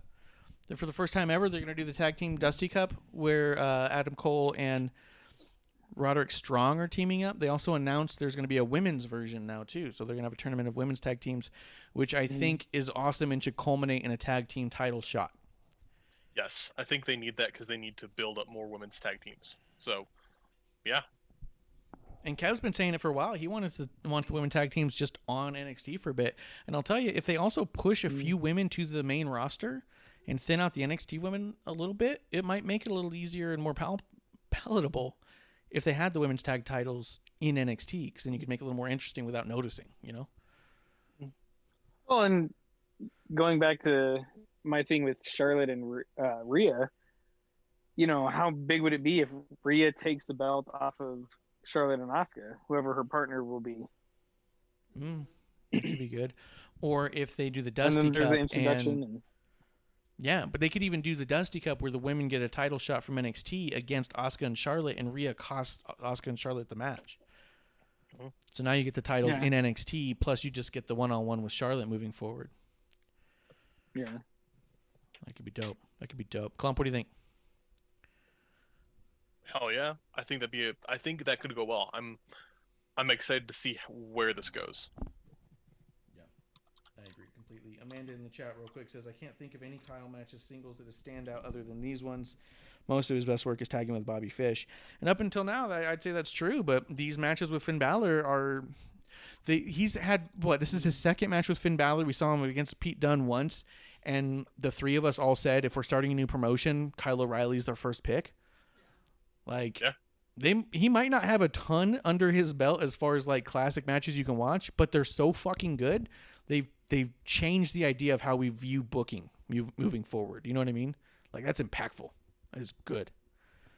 I mean, what more do you need to know? We started the show saying, well, we definitely need Kyle O'Reilly. We didn't even pick the guy who beat him twice.